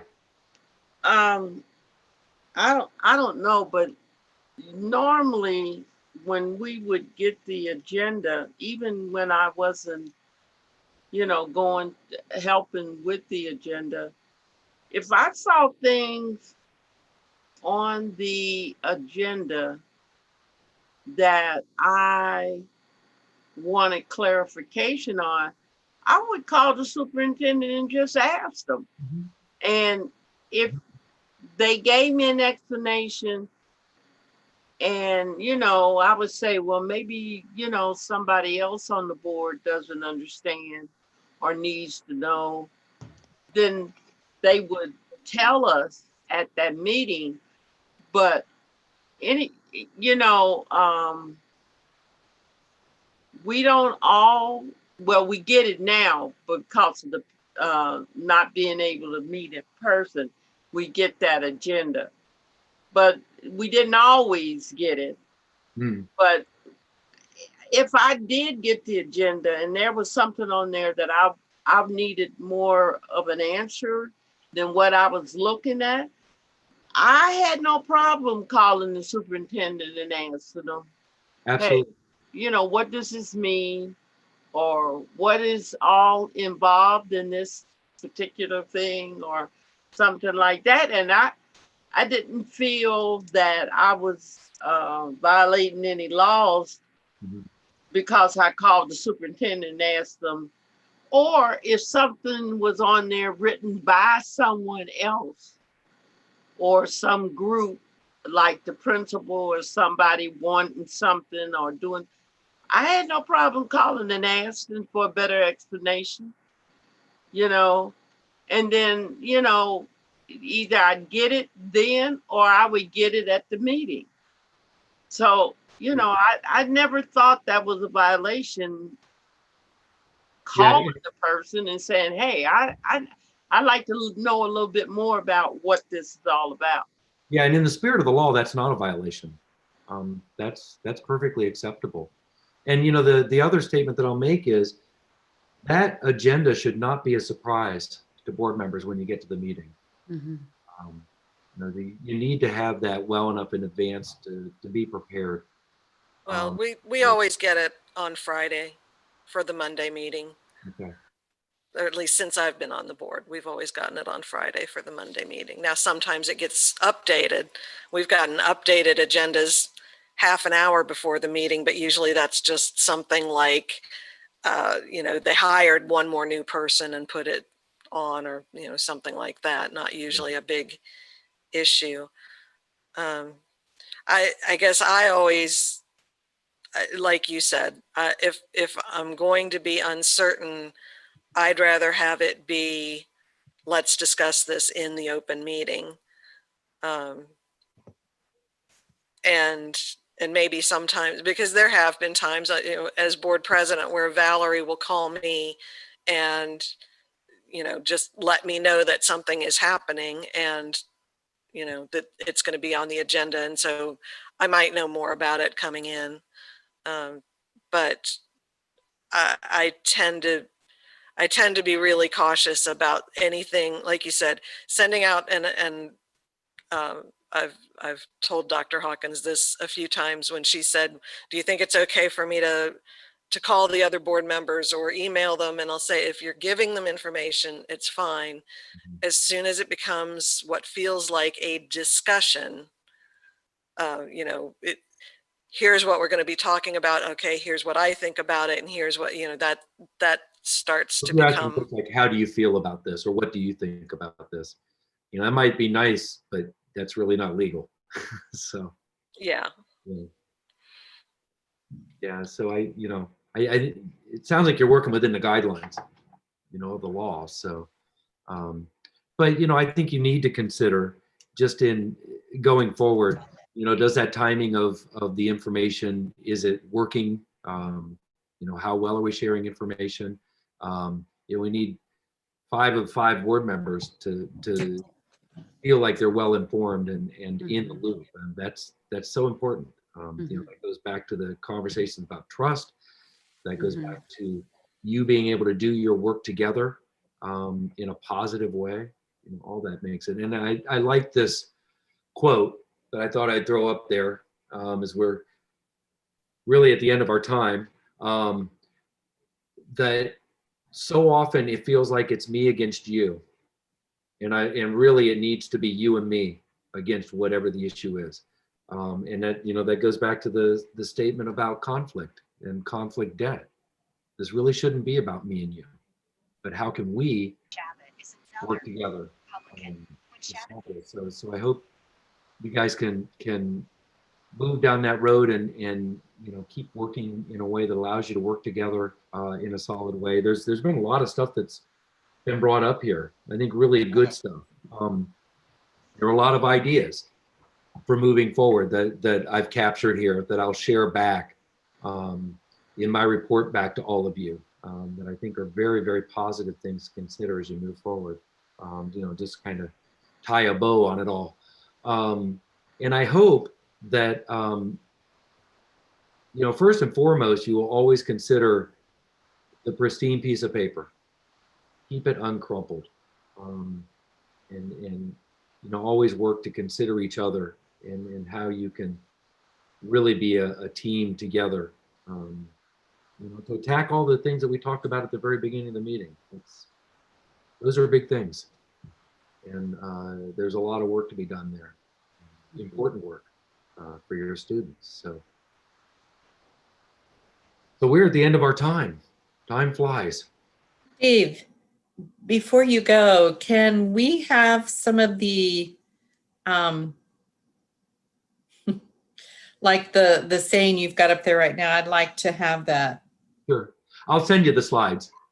That would be great. Yeah, I meant to say that I'll include that. So I'm going to put together my report. I do want to send you the deeper information on the 8 characteristics because I think that's valuable to have as a resource.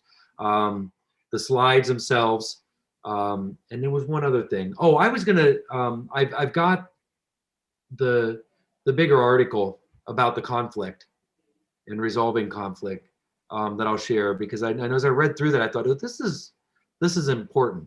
You know, good thing to consider for every board. So those are the things I was planning on feeding back. Is there anything else that you would like to see from me? No. We're all good. Good. I really appreciate all of you being here. Even though it was virtual, I appreciate that we were able to get together, have this discussion. I hope it was helpful for you guys. I'm always available if you have questions or needs. Please don't hesitate to reach out and go forth and prosper. Yep, absolutely. We appreciate you, Steve. Thank you. Yes. Make Mount Healthy a great place. Yes. That's the mission. Yes, it is. Thank you. Thank you. Thank you. Steve. All right, team. Board Bye-bye. members, we have to officially adjourn before Oh, yes, we yes. don't get off yet. Okay. But thank you, Steve. Thank you. So I'm going to duck out and I'll let you guys officially adjourn. Okay. Yeah. So have a great night. Thanks. you too. You too, Steve. Okay, do I have a motion to adjourn? So moved. Moved by Mr. Glenn, seconded by Mrs. Ellis. Any discussion? All in favor? Just give a wave. Aye. Aye. Aye. You all have a good night's rest. Thanks. Yep, you as well. Bye-bye. All of you. You too. Bye.